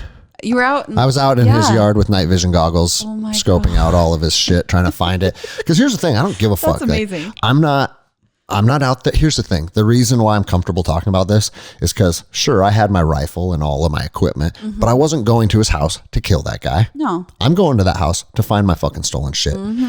If I do identify it in his property, I'm not just going to kick his door in and take it. I'm going to do the right thing. I'm going to call the fucking sheriff's office and recover my stuff. But at the same time, I know police don't have time or resources to do a nighttime reconnaissance of this guy's property, right? So that's what I'm out there doing. Wow. And it's funny because I know that sounds cool. Oh, dude, you're out there with all your gear on with night vision goggles. You think I want to be doing that at 1 in the morning? No. I want to be fucking sleeping in bed. Right. You know? So did you find it? No, I haven't found it yet. Oh. It stresses me out too because it's from a company called Sweat Tent. And they sent me that as a partnership, as a promotional deal. Because once your Instagram gets big enough, companies want to work deals with you. Yeah. And it's actually cool when you can work with companies that make good products. And so they sent me that as a promotional agreement, and then it got fucking stolen from me.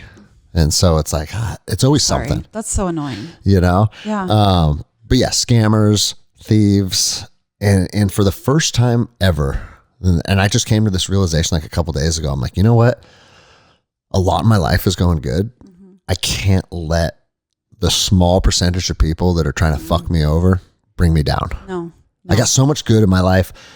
I had a tent stolen from me that's worth $1,500, and that's life. Right. You know what I mean? And it's like, but the thing that bothers me is I also tied a fixed line down the cliff so my kids can get to the river with a like high speed, high quality climbing rope with a bunch of locking carabiners, which are like, I think nice locking climbing carabiners are like $25 a piece. Yeah. He stole all that shit too. And it's like, who steals something that children use to go down a hill? Well, what are you going to use it for? Yeah. You know?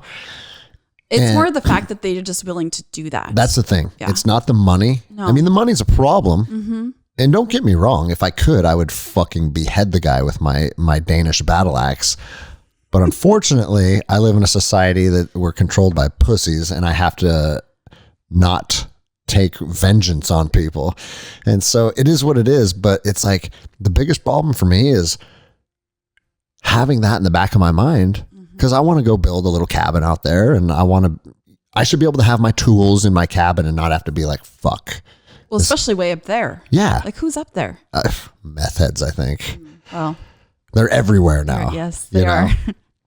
But anyways, going off on a fucking tangent. So you got everything through your, what's the word? We just talked about it. Are we talking about the business? No. The copyright. Oh, the trademark. The trademark. Yes. Yeah. You got everything trademarked. Yep. Good. That's all done. So that's good to go. Are you gonna do an apparel line? Oh man. Possibly. I mean, we've done like hoodies and stuff, but yeah, I need to do more. Well, I mean, I'm just here to tell you, like, apparel and talking to a lot of different companies and companies that are doing very, very well. Apparel is a huge addition to income, and it's also free advertising. That's it right there. It's free advertising. And if it's like anything you do, if you go out of your way, like when we decided to launch podcast apparel, I was like, I'm going to go through 20 different hoodies to find the ones that are legit. Because if someone listens to my show and wants to buy something representing my brand, I want to make sure that both ends are winning. Absolutely. You know, they're getting something that's high quality, something that's cool, something that has a good logo, while simultaneously I'm making additional income, right? So now everybody wins. And so, yeah, I'm a self-proclaimed shirt snob, and like really felt like I went above and beyond to make sure that people that buy our apparel are getting high quality stuff. I love that. Because sometimes you buy these shirts and then you feel like they're going to rip, or they're so thin that everything shows through, but it's hard to find good ones. When BJ Penn ran, do you know who BJ Penn is? No. So he's a UFC fighter, and he ran for governor in Hawaii because he's from Hawaii. And so I bought a BJ Penn for governor shirt just to support him, because I think he's a cool guy, and I liked he was running for governor because of freedom. He's wired like us. And the shirt showed up, and it was like, it felt like cardboard, and it's like, it's like, well, I'm glad you got my $25 to support your run for governor, but I can't wear the shirt. This is just going into the Goodwill. No, I hate that. Or hoodies that are like falling apart, or the stitching's coming apart, or Yeah. So then I guess the next phase of your business is kind of up in the air then for now, huh? Yeah, I'm thinking hard about it. The past 2 weeks, I've just come across some people, and they're kind of challenging me a little bit in the way that I think. And I think too, I read the book called The E-Myth. Have you read this book? I have not. Oh man, you should read the book. It's a good one? It's a good book. Okay. It talks about like the entrepreneur, the technician, and the manager of the business. And I think a lot of us, myself definitely included, go into doing a business of thinking, okay, well, we can do it all. We know how to do this stuff. We've created this because typically we know what we're doing, and that's why we're creating it. And it just talks about actually taking those three parts and separating them. So like the technician is the person, like I can run the crap out of my business. That makes me a technician. I know what to do. I know where things go. I know how this is going to operate. And then there's the manager, the one who actually oversees the business. Okay. And then there's the entrepreneur who's starting the business. And so it's saying those people that wear different hats should actually be different people. Huh? Yes. So and I think once you make it to a point where that's financially feasible, yeah, because that is an issue. That makes sense, you know? Yeah. Oh, for sure. But out of the gates, it's like you can't always you're not supporting three families. Nope. Yeah. Yeah. And I'm fortunate that my wife is very, very good at running the business on the back end. And then I'm good at being the face of the business. And doing it all alone would be fucking daunting. Well, trust me. It's a lot. Yeah, I know. Yeah, and it's a lot. And I'm terrible at the back end stuff. I don't want to do that. It's not fun to me. I want to run the business because I know I can do that and I'm good at that. Are you saying like inventory and putting orders in and managing payroll and all that shit? Oh, God, all the stuff I hate. Yeah. I hate. So if I had somebody that wanted to do that, that would be great. But yes, running it 24/7 by yourself is a lot of work. It's way more work than I ever dreamed of. How many employees do you have now? Right now we've got 4. Okay. We'll have 5 coming up soon because it's summer. You know, we're very season based. So in the summer we have 5 to 6 employees, and in the fall and winter we have 2 to 3. I bet, and this is just me making predictions in an industry I know nothing about. Okay. But I bet over the next couple of years, you're not going to see as much of a seasonal swing because so many people are going to be bought off on you that all winter you'll be slammed too. I hope so. I think really so. do. This feast or famine is hard. Yeah. And, you know, we've got amazing regulars that keep us in business through the winter. And it's just a couple months, really. I feel like once January 1st picks up, New Year's resolutions pick up, healthy eating picks up, then we pick up. Okay. But October, November, December, it's a little hairy sometimes. Yeah, and that's for all businesses. It's true. I'll tell you what business does not get hurt in October or November, December: apparel. Oh, this is true. Our apparel line sells about, 5 times as much. Really? In those 2 months. Wow. And I think it's because people are buying them for gifts for Christmas. Yeah. Yeah, last November, we made more money selling "No One's Coming to Save You" shirts in a month. I made over twice as much selling t-shirts than I ever made as a police officer. What? Yeah. Well, plus you've got a cool saying on it. I mean, yeah, it's a cool saying. Yeah, for sure. I mean, people are ready to represent that. You can't just put a shirt out there that says something stupid on it. It has to be powerful. Yeah. Actually, check this out. This was a cool text I got yesterday. So a buddy of mine, his name's Jay Morrison. He lives in Colorado, and he did the show, I don't know, 6 months ago or something. But he sent me this shirt. He goes, "Dude, I was walking around and I found a random dude with your shirt on." Oh my word. Yeah, I thought the guy wearing it was your friend. That's my friend. That's so cool. And so Jay walks up to him and he goes, "Hey, do you know Greg Anderson?" And he's like, "No, I don't know him, but I listen, I like the brand."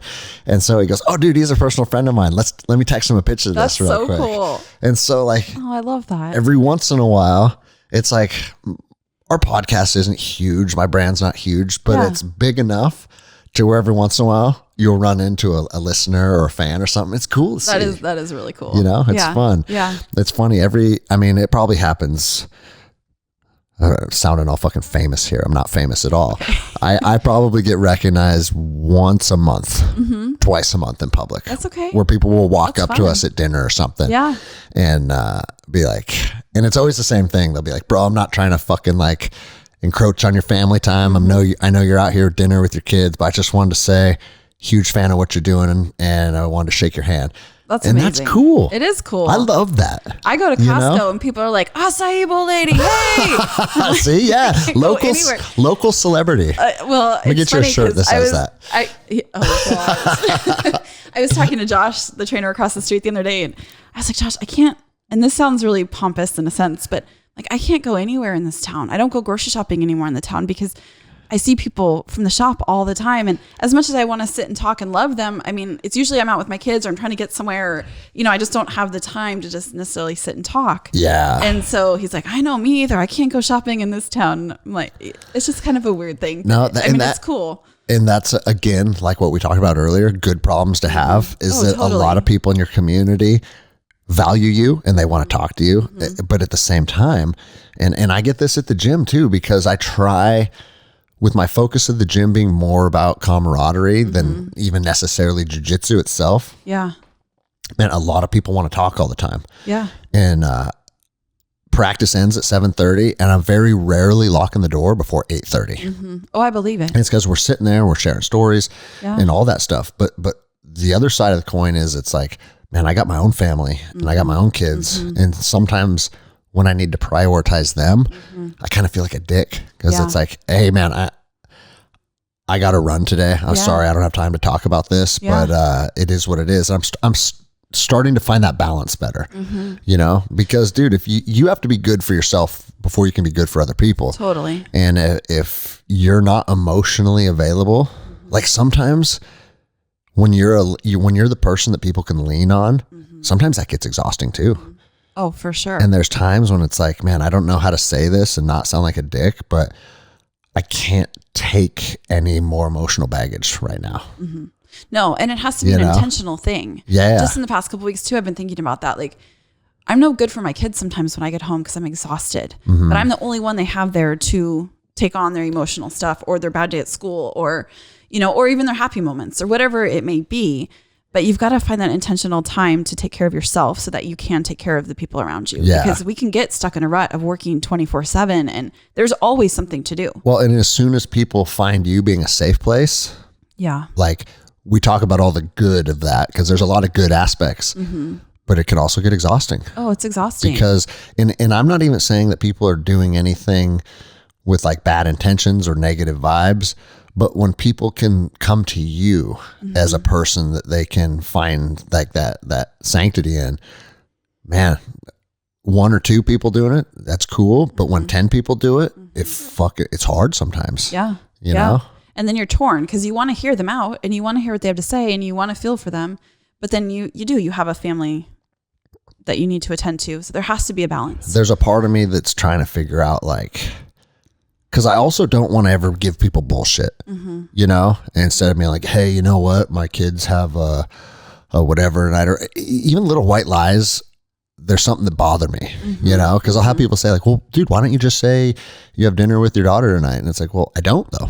So why would I say that? Yeah. You know? Yeah. There's a part of me that wants to figure out what the most direct but real way of saying like, bro, we're homies and I love you, but I don't have capacity to take on other people's drama right now or something Well, like, I don't think there's anything wrong in just saying that. That's what I'm saying. Yeah, I think in just a nice, kind way so that they know you still love them. You want to hear them, but we're still people too that have different things going on. Got too much shit on my plate right now. And it's weird, for the first time, maybe ever, I just feel like I am at capacity. Yeah. Yeah. Oh, I feel that very heavily right now too. And it's like, I never want that to get misconstrued as like, I don't care or I'm a dick or anything, but fuck, man, you can only juggle so many things before something has to give. Yeah. And I feel like the last year with the new gym build and like, I mean, fuck, we have 200 members now. Yeah. That's awesome. So it's like, it's super awesome, but it's a lot of interaction. It's a lot of personality. It's a lot of time, a lot of energy. Yeah, you know? for sure. And like when people come in all day, I mean, I'm talking all day long. It's what I do. I mean, it's why people come in. We talk all day long. Or being a bartender, you talk. I mean, that's how you do your job. And so you hear all these people's things. And by the time you get home, you've carried all of everything that's happened throughout the day. And as much as I love it, and I don't ever want that to stop, but then it's finding time on the back end of where do I cut out or carve out time? Like even this weekend, I had the days off and I just was quiet. I stayed off my phone as much as I could. I got stuff done because even just getting stuff done in your own personal life takes off a load. And so just getting that stuff done, going into the week feeling free and not as heavy is a big deal too. Man, I was just talking about this with somebody. I can't remember if it was on the show or not, but she said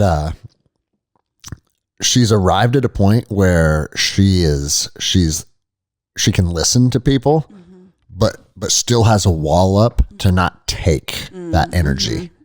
And it's like, that's the pro tip right there. Yeah. To still be able to be there and listen and be engaged, but not allow the negativity to like zap you. Because it's just like what you said with, her name was Shelby, right? And she's like, dude, my husband or my boyfriend is in the hospital.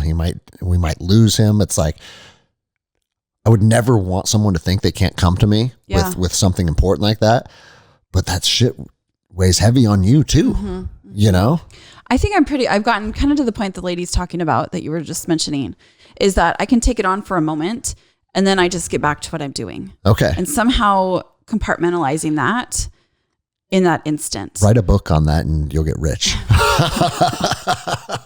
I think it's more that I'm just drained by the end of the day with everything we're doing. And then I go home and I love my kids and I look at them every day and think, okay, just relish in this moment because it's not going to be forever. And I've seen that with my older kids. One has moved out, one is pretty much on his way out. And then the other two still at home. Like I'm just trying to be intentional and be present. Yeah. And that's hard when you're tired. Empty nest syndrome.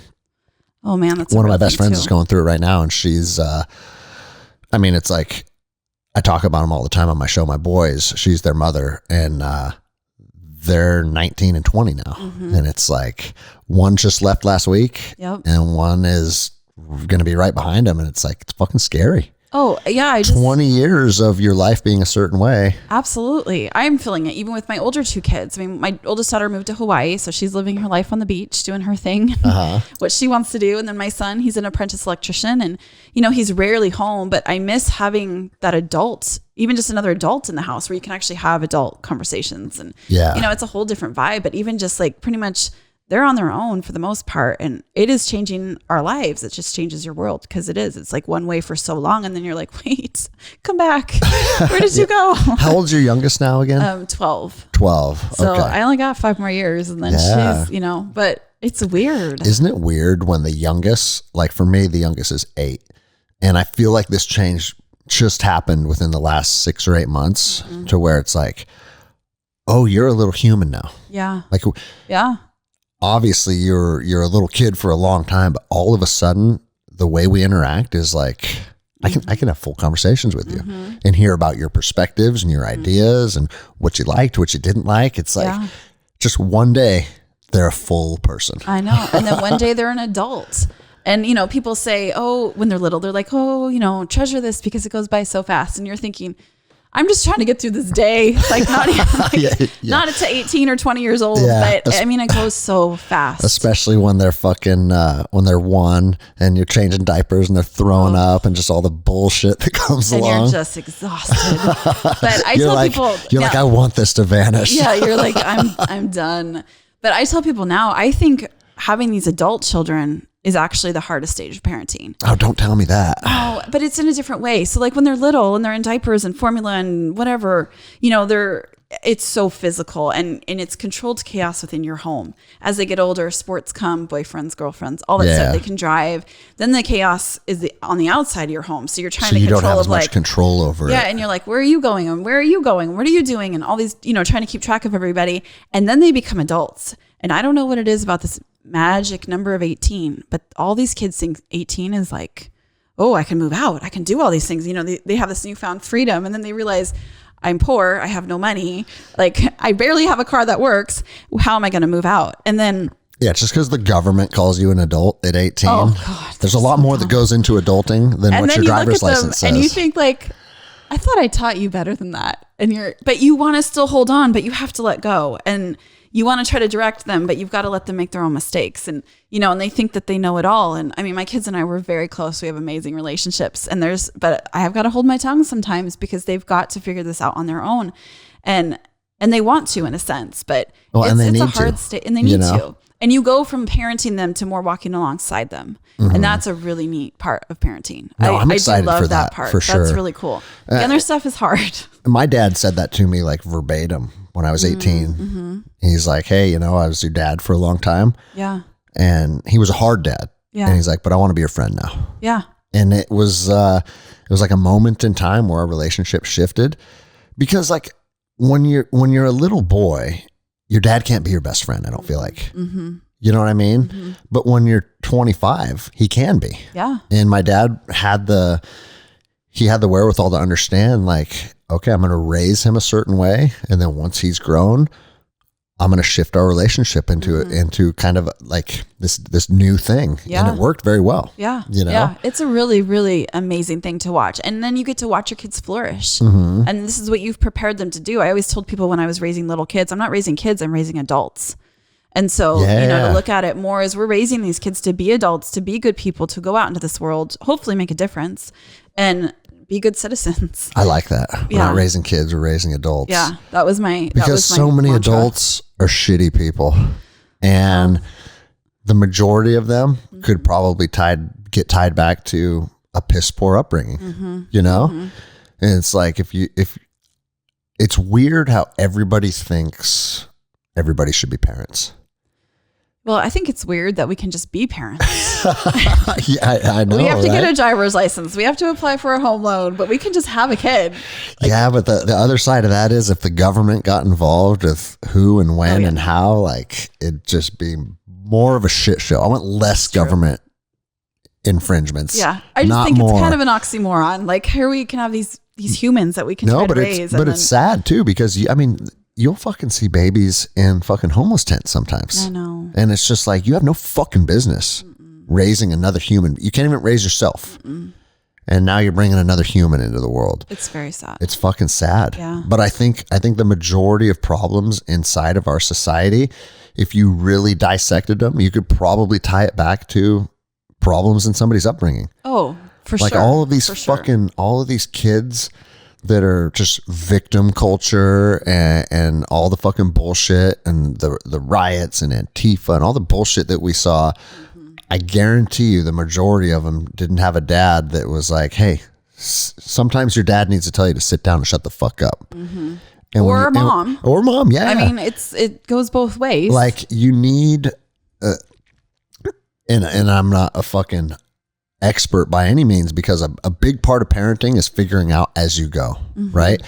But the truth of it is you need to show your kids an equal amount of love and discipline. And it's not always fucking fun. It's not always nice.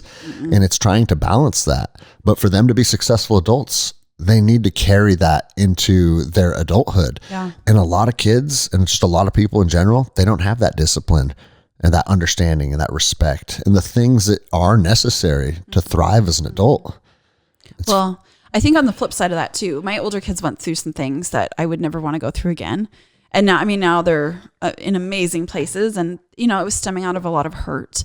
But you also have to fight for your children when you don't like them, when they aren't, you're trying to discipline and they're not obeying or whatever. You still fight for them, and you still hopefully try to redirect them in the path that you would hope that they would go. And so, yeah, people may not have those parents, but then some people do have parents that are just willing just to give up. Yeah. And it's hard. I mean, if I told you what I went through with my older kid, you'd be like, there was a time I was taking to drop her off at a homeless shelter because I was just done with her. And, I loved her, but I didn't like her at the time. Yeah. And dude, I've even been there with my 11-year-old where I've told her, like, get out of my car. You're no longer. Oh yeah, I think you came into the shop that morning. Day. Yeah, I was like, get out of my car. Like, I can't have you in my car with that kind of poor attitude. No. Yeah, I'm not going to allow you to fucking create this toxic environment for everybody else to have to fucking deal with.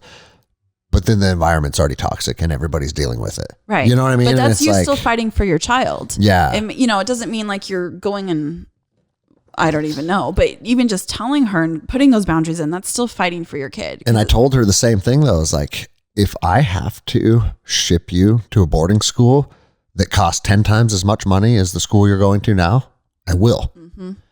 And like, then I'm the dick and I'm the mean dad. And you can tell everybody that you're like, oh, I can't believe this is happening to me. But just know I'm doing it because some things that you're coming up short on. And dude, a good friend of mine actually sent his son to like, it was like a 3-month outdoor wilderness. It's awesome. Like, I forget exactly what it was called, but it's basically like if you're having massive discipline issues at home, you can send them out into the woods in Idaho. Yeah, I've heard of this place. And dude, his son is fucking awesome. He's 20 or 21 now. Great kid, but just went through a rough patch when he was 15, 16, 17, like a lot of us do. Yeah. But sometimes you have to take drastic measures, and he fucking shipped him off into the woods. It's amazing. But I'm sure now he looks back and thinks my parents loved me. For sure. Yeah. And they, I think our kids crave that. And even if we're hard on them, they still understand at the end of the day that we loved them and we were doing what we felt was best for them. And they might not know that in the moment. No. But No, they don't know. But it's also like, like a dog wants to be disciplined. Absolutely. You know what I'm saying? Oh yeah. Like kids crave the discipline. And kids crave it just the same. They don't know it and they don't like it. Exactly. But they do crave it. But the alternative is chaos. And you may think you want chaos, but then when you're in chaos, you realize like, oh, discipline is actually the better option. Yeah. Oh, for sure. For sure.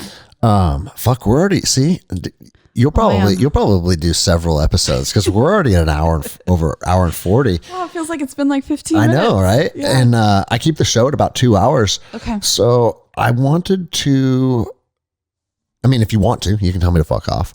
No. But I know. I don't think I'd ever tell you that. I know you're dealing with some bullshit still falling out from the mandates and the masks and stuff like that.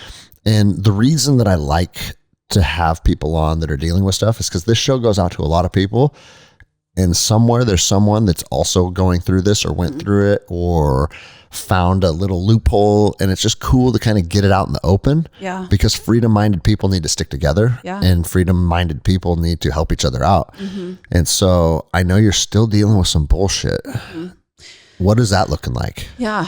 Honestly, I'm just trying not to even look at it. I keep getting letters from the court saying that it's still in court, but I haven't heard anything truly in the last couple months. I don't really know. Okay. But, we didn't follow the mask mandate the second time around. We did the first time around. Yeah, because it was new. We didn't know what was going on. I mean, people were wearing gloves at the gas station, so including myself, because I didn't know what was going on. Never admit that to me. I know. Well, I mean, I'm talking like in the first week. No, I know. When we all thought the world was dying. But and no, I tell people too, I shut my gym down. Yeah. Because they're like, dude, everybody's going to fucking die. And I was like, okay, I guess I'll shut my gym down. Part of that. Right. And I shut my gym down for 10 days or whatever it was. Yeah.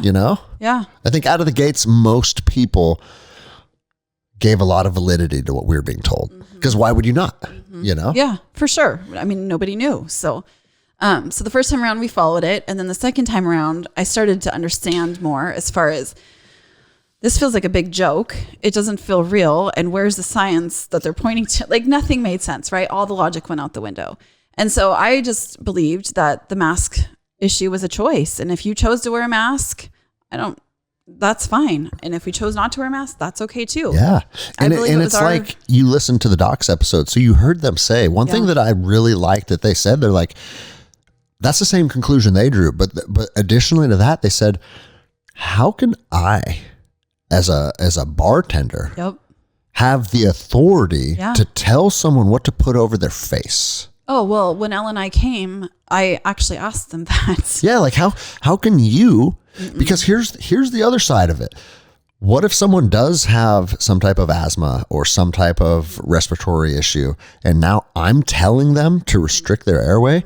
Like, you see how that could be a problem too? Like, I don't want any part of that shit. No. Or if it's a religious belief or whatever, that's not my job. You don't have the authority to govern say that. What you do. It's not my job. Yeah. And so there was a day when it was the day after the governor came out last March and said, we're taking away the mask mandate on this date. So the day after that came out, my employee called, or I walked into my shop and she goes, hey, Ange, there was a guy outside like taking pictures and recording me and just like walking around the building. And I, at the time I was like, well, this is 3rd Street in Marysville. Sometimes weird stuff happens down here. Yeah. Like I didn't think a whole lot of it. I didn't know.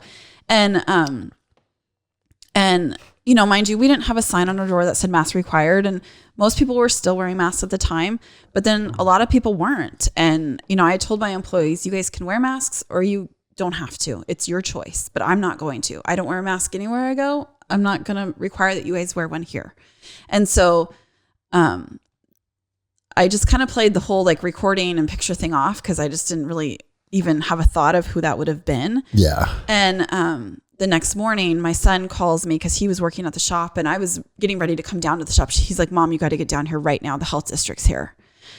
And I was like, well, why is he so panicked? That's weird. Like we have 2 inspections a year. We've always passed. Like it's a health inspection. Like, no, I'm not worried. Yeah. We'll be fine.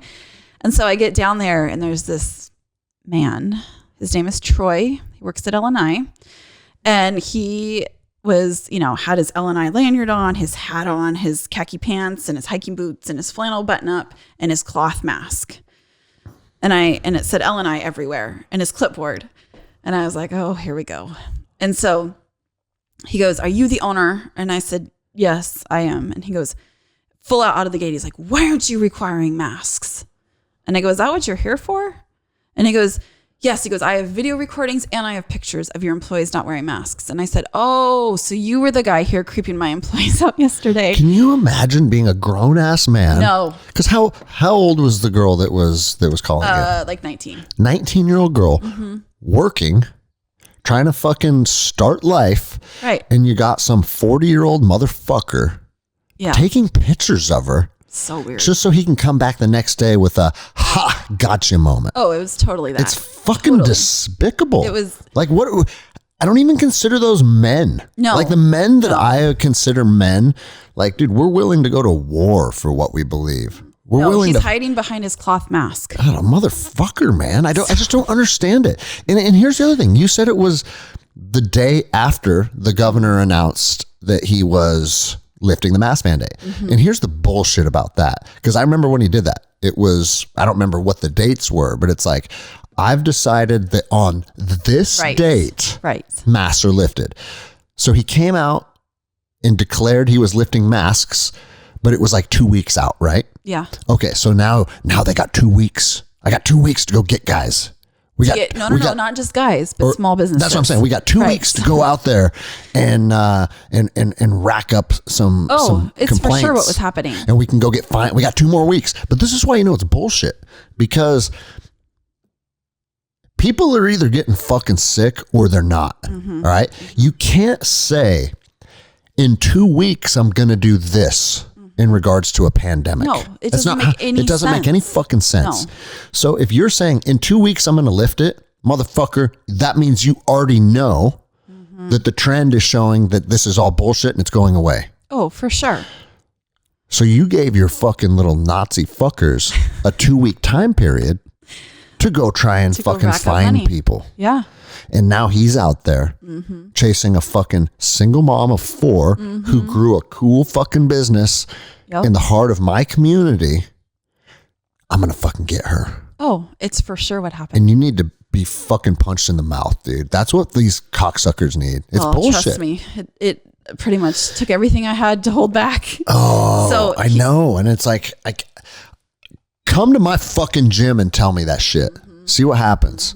I'm going to guess, and I've never met Troy, but I'm going to guess that he's probably a little weakling that could last 15 seconds with me in a physical altercation. But I'm going to go chase fucking 19-year-olds and single moms around and bully them with my bullshit.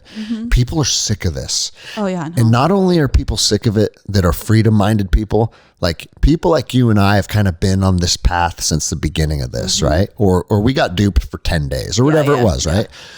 But more and more people are waking up and saying, what are you fucking doing? And here we are 3 years later. And the thing is, the court system, one day you get a notice and then you don't hear anything for a year. Right. A reasonable human being would draw the conclusion that, this must, this must have been dismissed or whatever. Yeah. No, it's just that the government moves like fucking pond water. Right. And then in a year they'll be like, well, you never paid this. So dumb. You know? Well, even listening to the docs thing, how they were saying that, I think they were talking about L&I, where they were supposed to post something on their, or no, it was Liquor Control Board, that they were supposed to post something on their door and they never posted it. Well, it's kind of the same thing with L&I. He's like, I sent you 3 letters. I never got them. I never got them. And I have all my business mail forwarded to my house. Yeah. So I don't even get it all comes to my house. But when he looked at me and he was like, why aren't you complying? And I looked at him and I said, it is not my job. And it's not my job to police people that walk through my business that I've created to tell them what to do. I said, it's not my job. Yeah. I go, I believe we live in a free country. And I believe everyone else has the right to decide what they're going to do. And he points his finger in my face. And goes, fuck, dude. We do not live in a free country and you will comply. Oh, fuck, And dude. I looked him down the eye. God damn it. I'm having a good morning and now you're making me go into crazy Anderson. Because like L&I sent us letters too. You have to shut down. You have to shut down. No. But here's the thing. I don't think L&I has authority over you unless you have employees. Yeah, That's probably true. I think that's where their power's derived from. And that's where they can interject themselves. I don't have any employees. Yeah. It's me and Jenny that run the place, right? And so I think one of 2 things, either they didn't want to fuck around and find out, or they didn't have the authority to. But dude, we got those letters and my wife's like, can you just like be low key about this? I said, no, I'm not being low key. I'm going on Instagram with my 100,000 followers and I'm saying, I'm open, motherfuckers. Yeah. And if you don't like it, show up and fucking do something about it. Awesome. And no one ever did. Yeah. And it's like, is it by chance? Is it by the people that were looking at having conflict with me decided not to? I've also heard that Adam Fortney, the sheriff, who is fucking awesome and very well respected in the community, I heard, and this is through the grapevine, so I'm not speaking for him or saying that this is necessarily even true, but what I had heard through the grapevine is that he was saying, we will not go out and mess with small businesses. Our deputies won't be used for that. We're not going to fucking even accept calls for that stuff.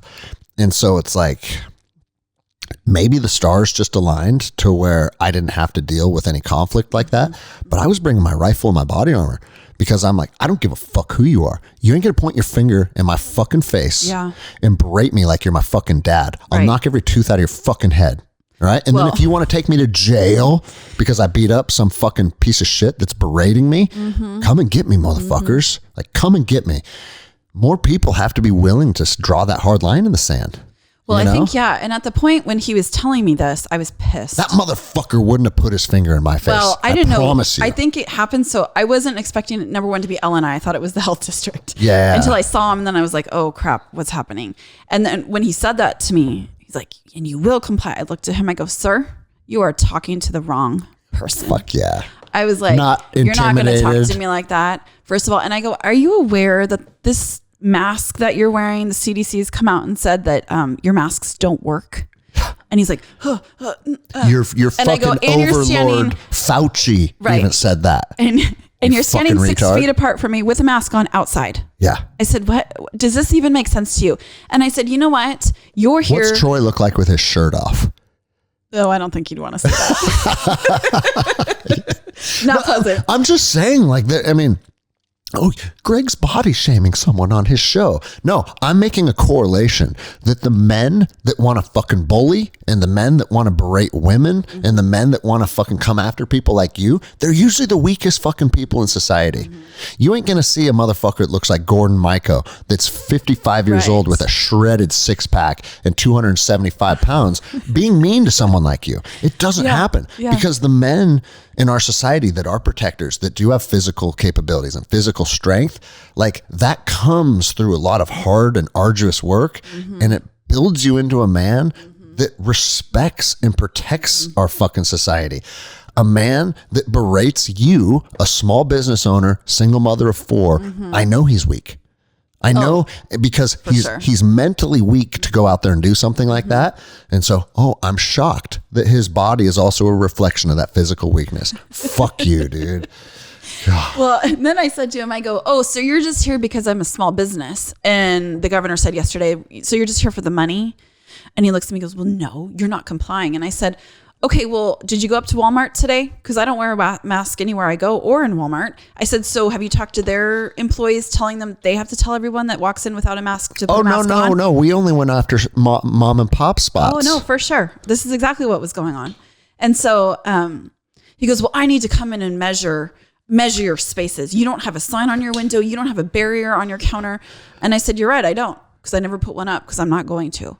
And so then he goes, well, I need to talk to all your employees. And right then and there, I only had the girl that he had recorded from the day prior and my son at the time, because we were kind of ramping up for summer and I was getting ready to hire. And I go, well, I'm not giving you my employee's info. There's no way I'm giving you her phone number. And he goes, well, I need to talk to somebody because it will be way better for you if I can talk to somebody. And I said, well, my son's inside. You can go talk to him. And so he did. Your son that should have triangled him. So he walks into my son and he goes, son, I need to know, do you feel safe working here? Like you're not going to like slip or fall or get hurt? And I looked at my son and my son was like, no, I am fine. And you need to go. Good. Yeah. Get the fuck out of here. And so dude. He goes, well, I need to measure. So he takes out his and at this point, I mean, I will say like, you know, I didn't know at this point, like, what are my rights? What am I allowed to say? What am I allowed to do? Do I even have to engage with him? Because I didn't know. And so there was no rule book for all of this. And so then he's like, he goes, well, when do you have all your safety meetings? And I was like, oh, every quarter. He goes, well, they should be every month. You're going to get fined for that too, unless you give me some paperwork by Tuesday and all these different things. And then he said to my son, he goes, so are you sure you feel safe working here? And he's just looking for one more little thing. And he goes, well, do you have any concerns about working here? And my son was like, actually, yes, we use plastic spoons and sometimes the plastic spoons break, but that would be my only concern. And this Troy guy was so pissed. And so he was like, well, like he never had anything to say. It was just like, I don't think he was used to the pushback. And so he just didn't say anything. And he's like, okay, I need this, and this by Tuesday. You're getting fined. You'll have your fine in the mail. It will be, keep an eye out for it. That was it. And did the fine show up? Yeah. How much? Are you comfortable saying how much it was? It was $1,000. Okay. But I went into the bathroom and cried.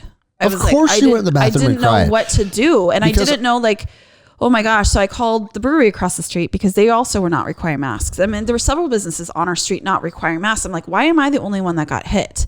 And I mean, I'm glad the others didn't, but I'm like, out of all these businesses, why mine? And I had a lot of people turn us in. Customers that had come in with masks that didn't like that we weren't wearing masks. I had some Yelp reviews. One lady was I hate people. Listen, for all you motherfuckers out there that want to fucking complain that the acai stand isn't requiring masks, I have the solution. Don't fucking go inside of it. Don't come. It's real simple. Okay. I respect you. I ask you to respect me. I'll respect if you want to wear a mask, whatever. No. Do I agree with it? That's a problem with these fucking people is that it can't be live and let live. It's, I want you to live my way. And if you don't, I have a fucking problem with you. Yeah. They're the fucking bullies. Yeah. They're the ones that are causing fucking like freedom-minded, conservative-minded people are live and let live. Everybody I know is fucking happy to live under that mindset. Like you go do you, I'll go do me. Right. But nope. If you're serving acai without a mask on, you're not living how I want you to live. And none of those motherfuckers came to you and said anything, did they? Go turn them in like a little fucking bitch. Like our society is promoting cowardice. Yeah. And we celebrate cowardice now. Like if you don't have the fucking balls to go walk up to someone and discuss the problem that you have with them, then it has no validity and no one should fucking listen to it. You know? Well, I had one person come in that was wearing a mask and she walked in and she goes, oh, you're not wearing a mask. That is so disappointing. Okay. But she still bought food. Like, I don't understand. Okay, well, but what if I would have said to you, I'm so disappointed you are wearing a mask? Then what? I'm disappointed you're a brainwashed fucking pawn. Oh. And so I getting fired up. I had people in my gym, parents whose kids were training with masks on. And even that was hard for me because it's like, get out of here. Yeah. You know, but I didn't say that because there's a part of me that wants to, but if I'm being true to my word of live and let live, if they want to put that shit over their face, then fine. One thing we did say is I can't have your kids wearing masks while I'm training them because we train hard in my gym and I don't feel comfortable putting through people through hard workouts while restricting their fucking breathing. Yeah. Well, it becomes a health issue. That's what I'm saying. And I'm not even necessarily, I'm not a fucking doctor. I don't know what the fucking potential outcome could be, but I'm going to say working out hard while restricting your breathing doesn't make any sense. So we're not doing it in this facility. And we didn't, you know, but like, fuck man, for people to come in there and expect you to be operating by their standards, it's just foolish. You know, vote with your fucking dollar. Yeah. I don't understand why that's a hard concept for people. There are places that I go to that I like supporting, and there are places I will never spend another cent at because I don't like how they conduct themselves. Isn't that how the free market's supposed to fucking work?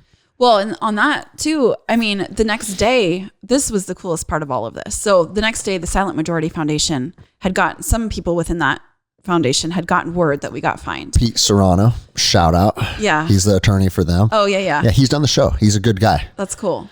And so I was waking up to message after message on my Facebook and even a couple emails of being like, thank you for being an American. Thank you for standing up for what you believe in. We will be in to support you. Fuck yeah. All this stuff. And a couple days later, I hear roaring, like cars and motorcycles. And like, it still like brings tears to my eyes and gives me chills today thinking about it. But this whole parade of trucks and motorcycles with their huge American flags come down 3rd Street and they all park and they all get out and come order food and, you know, acai bowls and smoothies and coffee. And they're like, we're here to support you. We heard what happened. Like, we just want you to know, like, it was the coolest. I'm like, oh my gosh, like silver humanity linings, is like amazing. And so, and I still, that just gave me chills. I know because it was cool. the coolest thing. I wish my cameras would have been pointing at it because it was just to be supported like that in such a time where I just didn't know my options. I didn't know. I was scared. The first few days after that happened, I was scared. Of course you're scared. I went to every business and talked to Dr. Michael's wife. I talked to the Sun Factory, that also the Hit Fitness down the street. All these people that I know had gotten fined. I'm like, what'd you guys do? Like, what do I do? I don't know. And then to see such support. And even to this day, I still have people that come in and said, you know, we found you at the time we weren't requiring masks and we only came here to buy our food or our treats or whatever, because you were doing this, and we will still continue to support you today. And so, I mean, 2 years later, we're still having people come in saying that. Nice. It's cool. Well, hopefully, I mean, I don't know if the government has the humility to ever reflect on what happened and what they required or the fines that they implemented and say, you know what, that was pretty unreasonable. Yeah. You know, I don't think so. I don't think so. But I can tell you, like, and I haven't talked about this on the air much, a little bit, but my gym was looking at being shut down for a zoning issue. Mm-hmm. And I don't know, did I talk to you about that at all? You came in, I think the day you got the... Okay. Yeah. The cease and desist order. Man, they've really done a 180 on that. That's awesome. And we've had great meetings, and the last meeting that we had was very solution oriented. And they're like, hey, we're going to make this work, and we're going to figure out, because like what you guys are doing there is great for the community, but not only you. This isn't about Greg Anderson. This is about, like, if something like this is prohibited, maybe we need to look at what we're doing as a whole. Right. Yeah, and I was like, man, what a breath of fresh air. That's cool. And what I've realized is it's literally like anything else in life. There are fucking shitty people and there are great people in every single profession.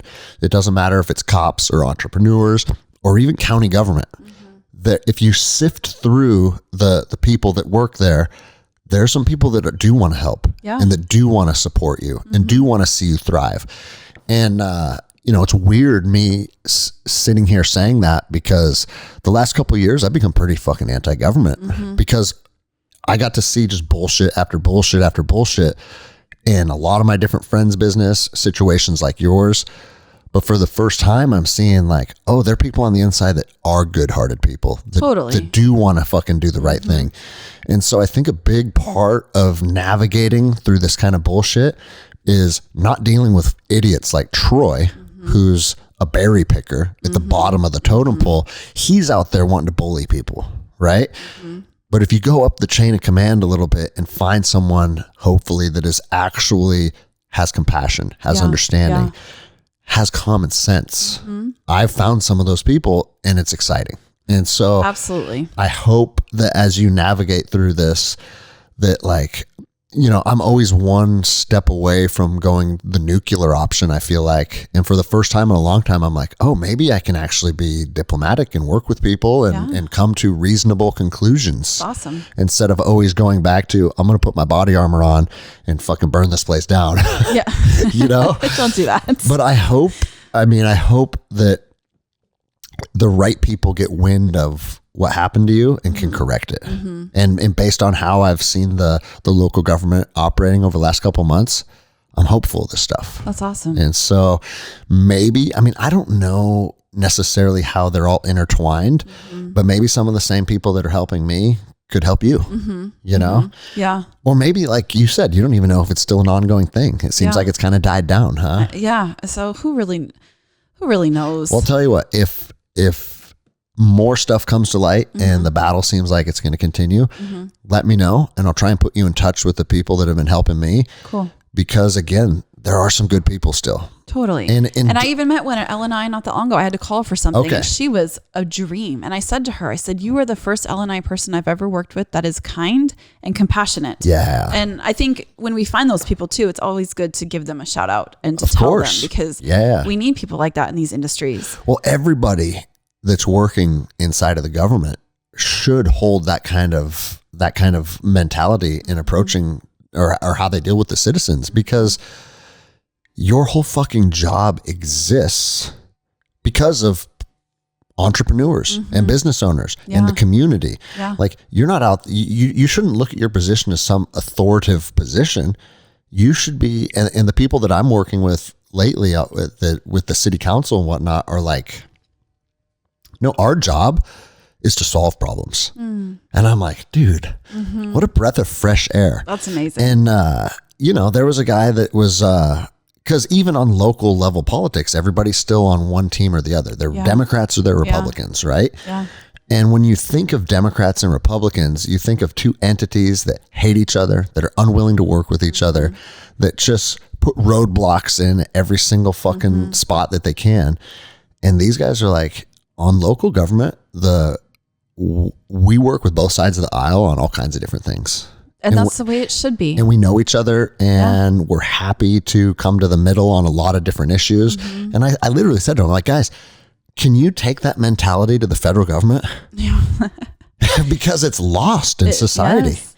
Is this Lake Stevens City Council you're talking about? No, Snohomish. Snohomish. Yeah. Because my gym, 92 is literally the line between city limits and county. Oh. So I'm 100 meters into county. Okay. So. Okay. Because in Marysville, we have an amazing city council. Cool. They're, top notch, and they care, which is, that's the biggest thing right there, is that they just care. Well, I would reach out to, and again, like maybe it's not necessary to stir the pot if this has died down and it seems like it might not be an issue. But if it is, I would encourage you to go to them and go public with it, because when you go public with things, and it's not a threat, it's not like, oh, hey, if you don't do this, I'm gonna fucking like tell everybody. It's more about like what they see, because this is kind of what happened with my gym, is when a lot of people in the community start writing and calling and showing concern, it really allows those people to be like, oh, okay, this is a big deal inside of my community. Yeah. And if they're part of a city council, something that's a big deal inside of the community should be something that takes their focus, you know? Yeah. So yeah, if they come after spoon and straw, we're going to fucking go nuts next time. I might go nuts next time too. Well, fuck, we're already at 2:10. Okay. I like to wrap the show up about that long at that time. People that are listening, that are local, have to go to your place and buy an acai bowl and support. And not only support you because you're fucking cool, but because you have the best acai bowls on planet Earth. Well, thank you. And so where can people find you both physically and then also social media? Physically, we are on 3rd Street in Marysville, 1525 3rd Street. We're in Old Historic 3rd Street, I guess. Old Town Marysville. Social media is just Spoon and Straw on Instagram and on Facebook. Okay, cool. So Instagram is probably the best way to either get a hold of us or to follow us on. It shows everything. Facebook, for some reason, is giving us trouble. So I've noticed that too with business pages. And it doesn't show our address. It won't. I can see it on the back end, but nobody can see it. So check out our Instagram. Okay, cool. I'll put that in the show notes below. I always like to put everybody's information, and I'll have all of that stuff. So if you're listening, you can literally just scroll down on Apple or Spotify, see their address, see their IG, and do the right thing. Support good people, because there's going to come a time in your life when you're going to need good people to support you. And it's cool when it comes full circle. So thank you for coming up. Any closing thoughts before we wrap this up? No, I think we covered a lot. We did cover a lot. Fun. I wasn't expecting to even talk about kids, but that was fun. But thank you for having me. That's what makes podcasts fun, is like go into it blind and just see what the fuck happens. Heck yeah. All right. Well, thank you. We'll do it again, I'm sure.